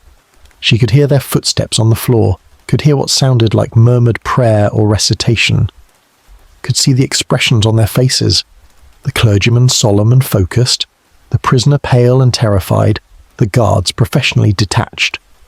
The entire group had what Mills described as a greyish quality, as if seen through fog or dirty glass. They proceeded down the corridor and disappeared through a wall that now stood where a doorway once connected to the old execution route. The incident so disturbed Mills that she refused to work alone in that area of the building afterward, requesting reassignment to other sections. Her supervisor, accustomed to such requests from staff who worked night shifts, accommodated her without question. Mills discussed her experience with other workers and discovered that several of them had witnessed similar processions, though they had not reported the incidents officially, fearing ridicule or dismissal. In 1947, a police officer named William Booth was conducting a security inspection of the Old Bailey when he encountered the procession. Booth was skeptical of supernatural claims by nature and profession, a man who believed in evidence and material reality, who had investigated countless crimes and interviewed countless witnesses without ever encountering anything that challenged his rational worldview. His encounter with the procession shook that worldview fundamentally. Booth was walking through a corridor near the main courtrooms when he saw a group of men approaching from the opposite direction. His first thought was that they were participants in some historical reenactment or film production, given their clothing, which appeared to date from the Victorian era. But as they drew closer, Booth realized that something was wrong with what he was seeing. The figures moved without making sound despite appearing to walk normally. They cast no shadows despite the corridor's overhead lighting. And their appearance had an unreal quality, as if they were projections rather than solid beings. The group consisted of 6 men, a clergyman reading from a prayer book, a prisoner with bound hands, and 4 guards. They walked with ceremonial precision, maintaining exact spacing between figures, moving as if they had rehearsed their formation countless times. Booth stood aside to let them pass, and as they moved by him, he felt a wave of intense cold, as if he had opened a refrigerator door and stepped into the freezing air. The cold lasted only seconds, fading as the procession continued down the corridor. Booth followed, intending to question the men about their presence in the building, but as he rounded a corner he found the corridor empty. The group had vanished completely, though there were no doorways they could have entered, no side passages where they might have turned. Booth searched the entire area, finding nothing. He filed a report of the incident, describing what he had seen in precise detail, noting the time and location, including his professional assessment that he had witnessed something that had no conventional explanation. The 1960s and 70s brought multiple reports of the procession from different witnesses. A barrister working late in 1963 saw the group passing through the main hall. A maintenance worker in 1971 encountered them in a stairwell. A security guard in 1978 watched them move through court number 1 itself, ascending from the dock as if emerging from the condemned cells below, processing across the courtroom floor, exiting through the wall where a door once stood. Each witness described essentially the same scene. The clergyman leading, the prisoner following with evident distress. The guards maintaining formation, the entire group moving with slow dignity toward the place where executions once occurred. The details varied slightly between accounts. Some witnesses reported 7 figures, others 6 or 8. Some heard prayers being recited, others heard only footsteps. Some described the figures as transparent, others as solid but somehow wrong. But the core elements remained constant across all reports. In 1985, 3 security guards witnessed the procession simultaneously, providing corroboration that removed any possibility of individual misperception or hallucination. The guards were positioned in different locations within the building, conducting routine patrols, when all 3 reported seeing the same procession at the same time, approximately 2:30 in the morning. One guard saw the group emerging from the area near court number 1. Another saw them passing through a corridor. The third saw them approaching the sealed entrance to Dead Man's Walk. The guards maintained radio contact throughout the incident, comparing observations in real time, confirming that they were all witnessing the same phenomenon. The guards described the procession as appearing suddenly without preamble, as if stepping from invisibility into partial visibility. The figures moved with purpose and precision, following their route exactly, unaffected by the presence of observers.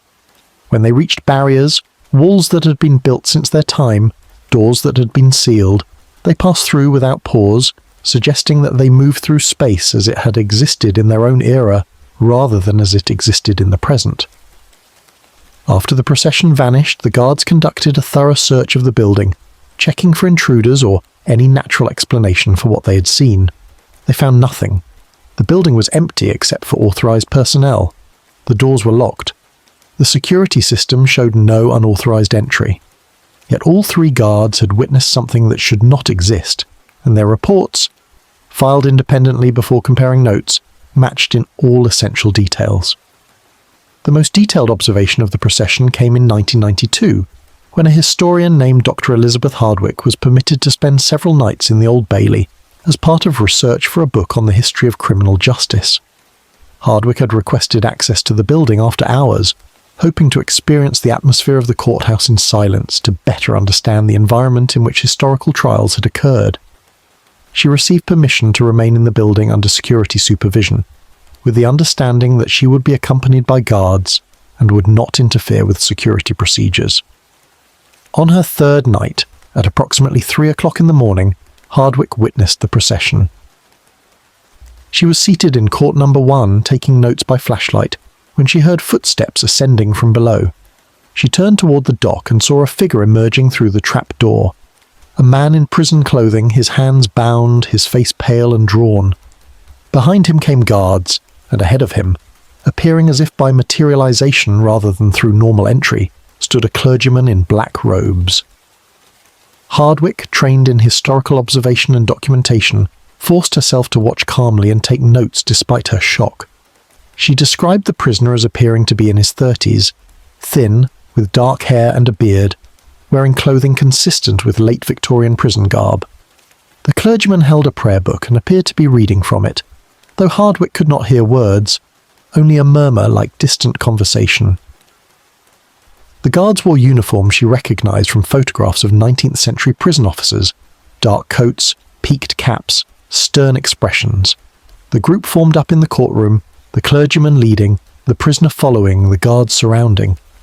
They moved across the floor toward the exit that would lead to the execution corridor. As they passed within a few feet of where Hardwick sat, she felt the temperature drop dramatically, saw her breath cloud in the suddenly frigid air. She attempted to speak, to call out to the figures, but no sound emerged from her throat. The procession continued past her, unaffected by her presence, and exited through the wall. Hardwick sat in silence for several minutes after the procession vanished, her hands shaking, her notes scattered on the floor where she had dropped her notebook.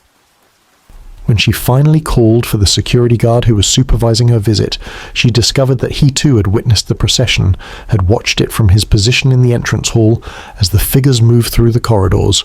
Together they documented the incident, comparing observations, confirming details, creating a record that would become one of the most comprehensive accounts of the phenomenon. Hardwick's subsequent research revealed something significant. She examined execution records from the Old Bailey and Newgate Prison, cross-referencing dates and times with the reported sightings of the procession. She discovered that the procession appeared most frequently on dates that corresponded to historical executions, anniversaries of the days when real prisoners had walked the real corridor to real death. The phenomenon seemed to operate according to a calendar determined by past events, recurring annually or on other regular cycles, repeating scenes that had occurred decades or centuries before. This pattern suggested that what witnesses were seeing was not random or spontaneous, but rather a kind of replay, an echo of actual events impressed into the building structure and released under certain conditions. The procession walked the same route because that was the route prisoners had walked. It appeared at certain times because those were the times when executions had occurred. It involved the same figures, clergyman, prisoner, guards, because those were the participants in the historical ritual of judicial execution. But Hardwick's research also revealed something more disturbing. Some reported sightings of the procession occurred on dates when no execution had historically taken place, suggesting that the phenomenon was not simply mechanical repetition, but something more complex. And in several accounts, witnesses reported that the prisoner in the procession had looked directly at them, had made eye contact, had appeared to see them despite all other evidence suggesting the figures were unaware of contemporary observers. These moments of apparent awareness, rare but documented, suggested that whatever manifested in the procession might possess some form of consciousness, some ability to perceive and perhaps interact with the living world. The procession continues to be reported into the present century. In 2004, a film crew working in the Old Bailey with permission witnessed and captured footage of what appears to be the procession, though the footage is unclear and subject to interpretation. In 2011, a tour group visiting during daytime hours reported seeing shadowy figures moving through Court No. 1 in formation, though skeptics argue this could have been tricks of light or shadow rather than genuine phenomenon. Those who have witnessed the procession describe it as profoundly affecting experience. There is something in the measured pace of the walk, in the resignation visible in the prisoner's posture, in the professional detachment of the guards, in the solemn recitation of the clergyman, that communicates the full weight of what is being witnessed. This is not simply history made visible, but death made present. The final walk of the condemned rendered eternal through repetition, played over and over like a performance that can never conclude because the actors can never leave the stage. Chapter 9. The Weight of Centuries. The accumulated reports of phenomena at the Old Bailey eventually attracted serious investigation from researchers representing various disciplines and methodologies. Parapsychologists, historians, physicists, psychologists, and folklorists have all attempted to understand what occurs in the building, each bringing their own frameworks and assumptions to the question. The investigations have ranged from rigorous scientific studies using sophisticated equipment to simple overnight vigils with notebook and pen.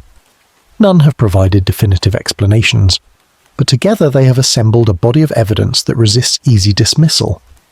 The first systematic investigation occurred in 1936, conducted by members of the Society for Psychical Research, an organization founded in 1882 to examine claims of paranormal phenomena using scientific methods. A team of 3 researchers, Dr. Harold Carmichael, a physician with interest in psychical matters, Miss Eleanor Wright, an experienced investigator of reported hauntings, and Mr. Thomas Ashford, a photographer and technical specialist, received permission to spend 3 nights in the Old Bailey, conducting observations and measurements. The team installed equipment throughout the building, thermometers to measure temperature variations, cameras with infrared film to capture images in darkness, electromagnetic field detectors to measure fluctuations in magnetic energy, and microphones connected to recording devices to capture any anomalous sounds. They established baseline measurements during daylight hours, documenting normal conditions against which any unusual readings could be compared. During their 3 nights of investigation, the team recorded multiple anomalies. Temperature variations of up to 18 degrees were measured in Court No. 1 and the condemned cells, occurring suddenly and without apparent cause, lasting from several minutes to over an hour before returning to normal. Electromagnetic field readings showed spikes in the dock area of Court No. 1 and along the corridor of Dead Man's Walk, patterns that could not be attributed to electrical wiring or other known sources. And the recording equipment captured sounds, footsteps, voices, doors opening and closing, occurring in areas where no physical activity was taking place. The photographic results were less conclusive. Several images showed what appeared to be anomalous light phenomena, orbs, streaks, areas of unusual brightness or darkness, but these could be attributed to lens flare, dust particles, or other photographic artifacts. One image, however, taken in the condemned cells using infrared film, showed what appeared to be a human figure standing near the wall, though no person was present when the photograph was taken. The figure was indistinct, more shadow than form, but its general outline and proportions were consistent with a human being. Dr. Carmichael's report, published in the Society for Psychical Research Journal in 1937, concluded that the Old Bailey exhibited characteristics consistent with what parapsychologists termed a place memory, a location where intense emotional experiences had somehow impressed themselves into the physical environment, creating conditions under which those experiences could be perceived by sensitive individuals or detected by appropriate instruments. Carmichael was careful to avoid definitive claims about spirits or ghosts, preferring to frame the phenomena in terms that allowed for eventual scientific explanation, but he acknowledged that current science could not adequately account for what his team had observed. The 1950s brought a different approach to investigating the Old Bailey's phenomena. Dr. Margaret Foster, a psychologist at University College London, proposed that the reported experiences might represent a form of collective hallucination or mass psychogenic illness, where knowledge of the building's history and purpose predisposed people to interpret normal sensory stimuli as supernatural phenomena. Foster designed a study to test this hypothesis, recruiting volunteers who were not informed of the building's history and asking them to spend time in the Old Bailey while reporting their experiences. The results did not support Foster's hypothesis. Volunteers unfamiliar with the building's history reported many of the same phenomena as those who knew the building well: sensations of being watched, sudden temperature drops, hearing unexplained sounds, feeling oppressed or anxious in specific locations. In several cases, volunteers described seeing figures or experiencing events that matched documented historical facts they could not have known. One volunteer, asked to describe any figures she saw during her time in the building, provided a description of a woman in Victorian dress that matched precisely the appearance of a woman who had been tried and executed at the Old Bailey in 1892, information the volunteer had no way of accessing. Foster published her findings in 1958, acknowledging that her psychological explanation was insufficient to account for the consistency and specificity of reported phenomena. She suggested that the Old Bailey might represent a case where multiple explanatory frameworks were needed. Psychological factors might make certain individuals more likely to perceive phenomena, but the phenomena themselves appeared to have some objective existence independent of observer expectations or knowledge. The 1970s brought technological advances that allowed for more sophisticated monitoring. A team from the Department of Electrical Engineering at Imperial College London, led by Professor David Chen, installed an array of sensors throughout the Old Bailey, designed to measure electromagnetic fields, temperature, air pressure, humidity, sound frequencies including subsonic and ultrasonic ranges, and other environmental variables. The equipment operated continuously for 6 months, from October 1976 through March 1977, collecting data and transmitting it to computers for analysis. The data revealed patterns that Chen's team struggled to explain. Electromagnetic field variations occurred with statistical regularity in specific locations, particularly Court Number 1, the condemned cells, and Dead Man's Walk. These variations followed no pattern that could be attributed to electrical systems, solar activity, or other known sources. Temperature anomalies occurred in the same locations, showing drops of 10 to 20 degrees that lasted from minutes to hours, occurring more frequently during nighttime hours and showing slight increases in frequency around anniversaries of historical executions. Most intriguingly, the subsonic monitoring equipment detected low-frequency sound waves occurring in pulses that corresponded to human walking pace, approximately 120 beats per minute, the rate at which a person might walk under stress or with purpose. These subsonic pulses occurred most frequently along the route from the condemned cells through Court Number 1 to Dead Man's Walk, the exact path prisoners would have walked on their way to execution. Chen's analysis suggested these pulses could theoretically cause psychological effects in people exposed to them. Feelings of unease, anxiety, or fear potentially explaining some reported phenomena while leaving the source of the pulses themselves unexplained. In 1989, a different kind of investigation was conducted by Dr. Sarah Blackwood, a historian specializing in legal history and the evolution of criminal justice. Blackwood's approach was archival rather than experimental. She spent 3 years examining records from trials held at the Old Bailey, execution records from Newgate Prison, staff journals and letters, newspaper accounts, and any other documentation that might shed light on the emotional atmosphere of the building during its years of operation as an active court where death sentences were routinely pronounced and carried out. Blackwood's research revealed the sheer scale of death associated with the Old Bailey. Between 1800 and 1900, approximately 1,100 executions were carried out of prisoners who had been tried and sentenced in the courthouse. Thousands more received death sentences that were later commuted to transportation or imprisonment. Tens of thousands of defendants stood in the dock facing capital charges, experiencing the terror of potentially being condemned to death, and hundreds of thousands of spectators, family members, witnesses, and court personnel were present for trials where life and death hung in the balance. The cumulative emotional weight of these experiences, Blackwood argued, created an atmosphere of trauma and tension that might have left lasting impressions. She proposed what she called the emotional archaeology theory, that places could preserve emotional experiences in ways analogous to how physical sites preserve material artifacts, and that intense or repeated emotional experiences might be more likely to persist. The Old Bailey, having hosted centuries of fear, grief, desperation, and death, would be particularly likely to retain such impressions. Blackwood's work influenced a new generation of researchers who attempted to understand haunting phenomena not as violations of natural law, but as aspects of natural law not yet fully understood. Dr. Tzinseit Robert Chambers, a physicist at Cambridge University, proposed in 1995 that emotional experiences might affect quantum-level processes in materials, particularly in certain types of stone and metal, creating patterns that could theoretically persist and under certain conditions be perceived by human consciousness or detected by sensitive instruments. Chambers's theory remained highly speculative and was not widely accepted in the physics community, but it represented an attempt to bridge the gap between documented phenomena and scientific understanding. He conducted limited experiments at the Old Bailey, using quantum sensors to measure what he termed consciousness field fluctuations in areas where phenomena were frequently reported. His results showed anomalies that he believed supported his theoretical framework, though other physicists argued his methodology was flawed and his conclusions unwarranted.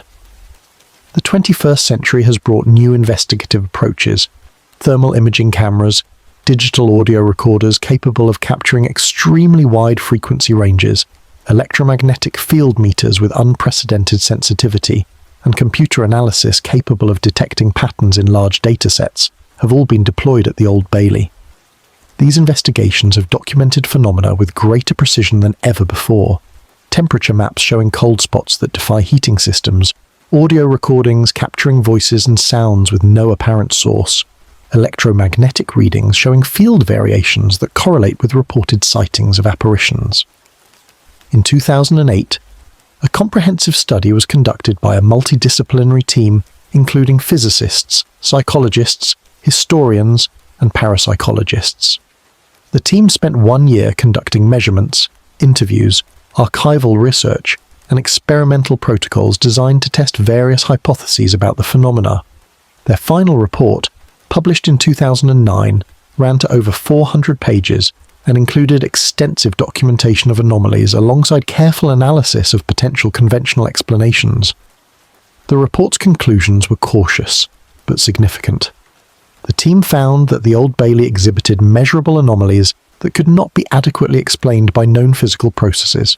The consistency of phenomena across time, the correlation between reported experiences and historical events, and the positive results from multiple independent measurement systems suggested that something unusual was occurring. The team stopped short of claiming proof of supernatural activity, acknowledging that extraordinary claims required extraordinary evidence and that alternative explanations might eventually emerge. But they stated clearly that the evidence warranted serious attention and further investigation. Not all researchers have been convinced by the accumulated evidence. skeptical investigators have proposed alternative explanations for reported phenomena. Infrasound from traffic causing psychological effects, electromagnetic fields from electrical systems causing hallucinations, suggestion and expectation causing misperception of normal events, the natural human tendency to see patterns and meaning in random stimuli.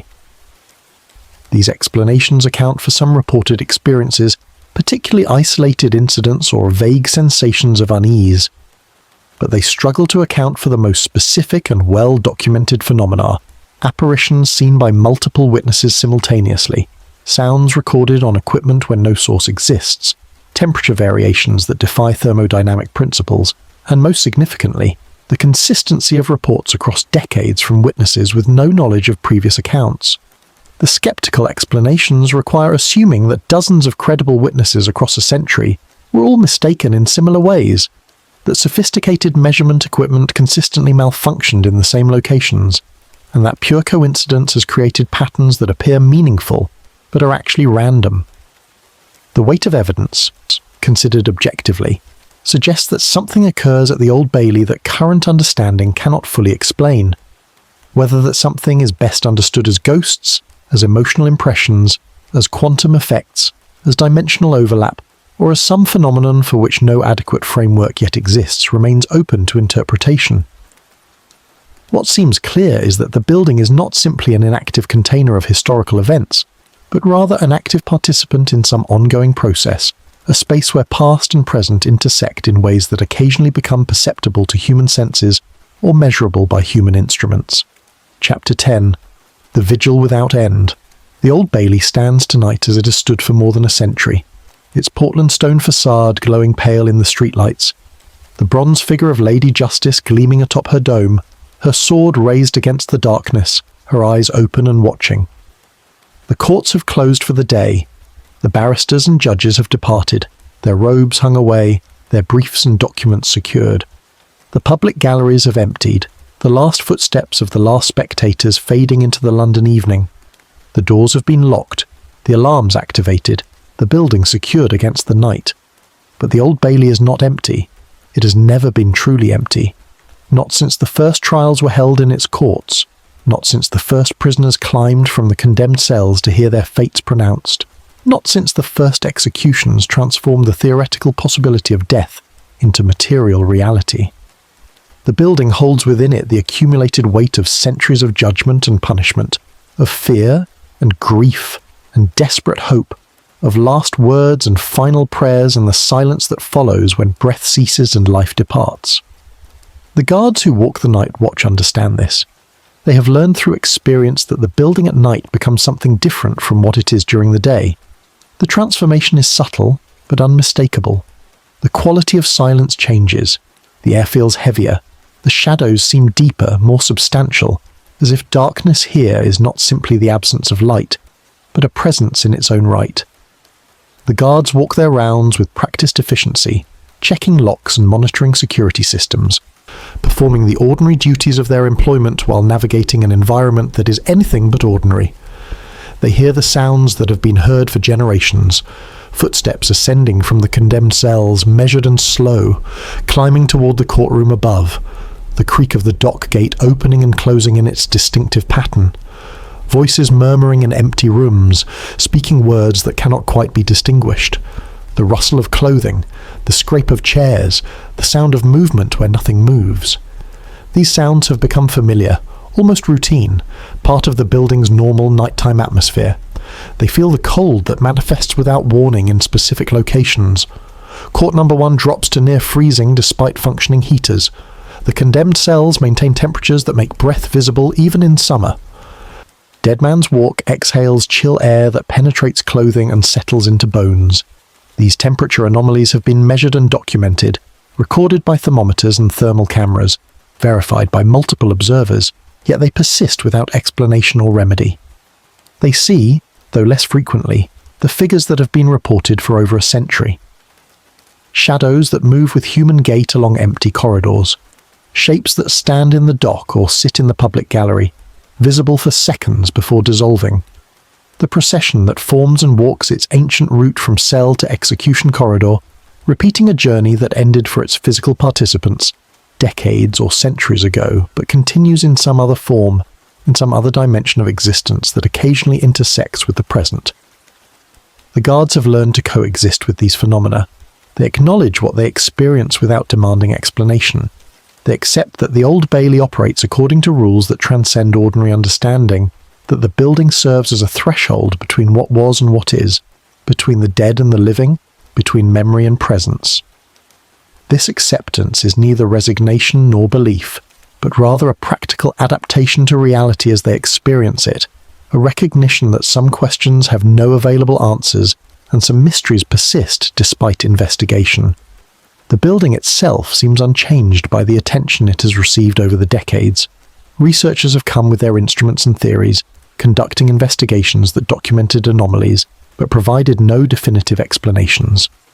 Skeptics have come with their conventional explanations, proposing mechanisms of misperception and suggestion that accounted for some experiences, but faltered before the consistency and specificity of the evidence. Believers have come seeking confirmation of survival after death, of the reality of spirits, of the persistence of consciousness beyond bodily existence. The Old Bailey has accommodated them all, yielding evidence to those who sought it, maintaining mystery for those who demanded certainty, remaining fundamentally itself regardless of who observed it or what conclusions they drew. The condemned cells remain as they have been, cold stone chambers beneath the courtroom floor, their walls still bearing the scratched names and prayers of those who waited there for death. The doors remain locked, the iron rings still set into walls and floor, the drains still opening into darkness below. No prisoners are held there now. No executions will follow from sentences pronounced in the courts above.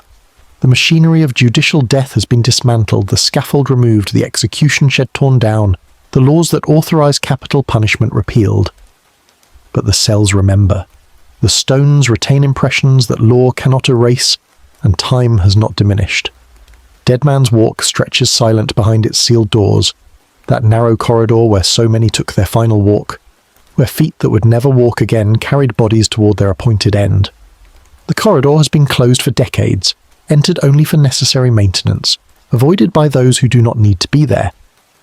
But within its darkness, within its unnatural cold, within its heavy silence something persists. The walk continues, the procession forms. The prisoner and guards and clergymen move along their predetermined route, acting out a ritual that ended in the flesh, but continues in some other medium, some other substance that holds shape and movement and perhaps even awareness. Court number 1 remains the heart of the phenomena, the space where energy seems to concentrate most powerfully. Here the trials were held that sent prisoners to the cells below, and ultimately to the scaffold beyond. Here judges pronounced sentences of death with the weight of law and empire behind them. Here juries deliberated over life and death. Witnesses testified to truth and lies. Defendants faced the consequences of their actions or their misfortunes. The oak panelling has absorbed these proceedings. The marble floor has borne witness to them. The very air seems saturated with accumulated judgment. The phenomena manifest most clearly here. The temperature drops, the sounds of occupation when the room stands empty, the figures seen in dock and gallery and witness box. The building seems most alive in this space, most actively engaged in its ongoing dialogue between past and present. Those who enter court number 1 at night report feeling observed, evaluated, measured against standards that predate modern law, judged by criteria that transcend contemporary understanding. The sensation is not comfortable, but neither is it simply frightening. It is profound, sobering, a reminder that justice is not merely human invention, but something older and deeper, with roots that extend into darkness. The public gallery maintains its own character, shaped by the thousands who sat there watching trials unfold below, who witnessed verdicts delivered and sentences pronounced, who carried away memories of justice served or justice denied. The gallery has heard weeping and cheering, gasps of shock and murmurs of satisfaction, the full range of human reaction to the spectacle of judgment.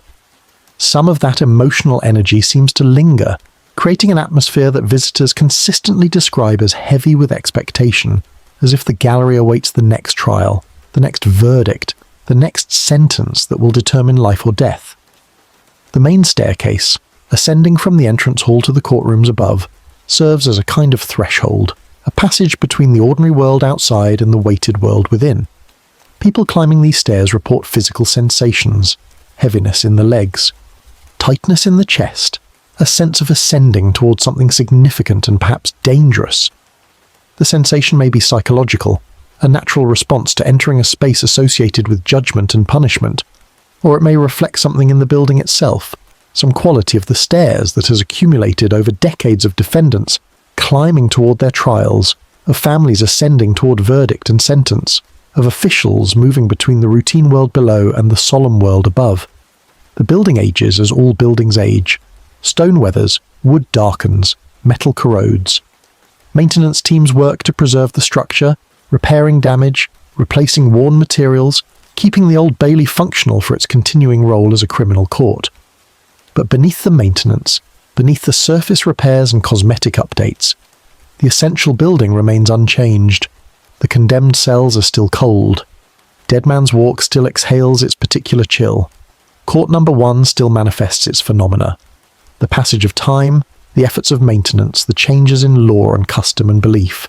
None of these have altered what the building is at its core. And what is that core? What is the Old Bailey in its deepest essence? It is a monument to justice, certainly, a temple to law and order, a physical embodiment of society's determination to punish crime and maintain order. But it is also a repository of sorrow, an archive of fear, a memorial to all those who passed through its doors toward death. It is a place where the abstract concepts of justice and punishment became concrete, where philosophical principles translated into human suffering, where the machinery of the state ground lives into dust in the name of order and deterrence and retribution. The building contains both aspects, cannot be understood without acknowledging both. The grandeur and the horror, the majesty and the cruelty, the necessity of law and the tragedy of its application, all exist together in the same space, in the same stones, in the same air. The Old Bailey is not haunted despite being a courthouse, but rather because it is a courthouse, because its very purpose involved dealing in matters of ultimate consequence, because it served as the threshold between life and death for so many, because it was the last place of judgment before the final judgment. Tonight, as every night the guards walk their rounds, they check the locks and monitor the cameras and note the time at each station on their routes. They hear the sounds and feel the cold and occasionally glimpse the figures that share their vigil. They perform their duties with professionalism and care, maintaining security, ensuring that the building remains safe and undisturbed until morning brings the return of judges and barristers and the resumption of the work of justice. And beneath and around and through their ordinary work the other vigil continues. The procession forms and walks. The cells hold their invisible occupants. Court number 1 stages its eternal trials. The building remembers, and in remembering preserves. The past is not truly past here, but remains present, accessible, real. The dead are not gone, but linger, walking their corridors, standing in their docks, waiting in their cells, continuing the vigil that death did not end and time has not diminished. The candle burns low in the window of the guardroom. The streets outside grow quiet as London settles into the small hours. The dome rises dark against the night sky, Lady Justice atop it holding her sword towards stars invisible behind city lights. And within the Old Bailey, within its courtrooms and corridors, its cells and stairways, its spaces both public and hidden, the watch continues. The building stands. The stones remember. The vigil persists. There will be no final answer, no ultimate explanation, no resolution that satisfies all questions and dissolves all mystery. The Old Bailey will remain what it has become, a place where past and present interpenetrate, where the veil between worlds grows thin, where the accumulated weight of centuries presses down upon the moment, making it heavy with meaning and memory and the presence of those who are gone but not departed. The building will stand through this night as it has stood through thousands of nights before. Tomorrow it will open its doors again to the work of justice. Trials will be held, verdicts will be delivered, sentences will be pronounced. The machinery of law will operate with precision and purpose, serving the needs of the present while adding to the layers of history that give the building its particular character and weight. And when tomorrow night falls, when the doors lock and the lights dim and the ordinary world withdraws, the other world will emerge once more. The footsteps will sound from the condemned cells. The cold will settle into court number 1. The procession will form and walk. The vigil will continue as it has continued. As it will continue, without end, without resolution, eternal as memory, persistent as stone, unchanging as the passage of time that changes everything except what truly matters. The Old Bailey keeps its watch. The dead keep company with the living. The past remains present, and history, having recorded its judgments in blood and tears and the silence of the executed, whispers its truths to those willing to listen, to those brave enough to stand vigil in the darkness, to those who understand that some debts are never fully paid and some stories are never completely told. The night deepens, the building settles, the watch continues.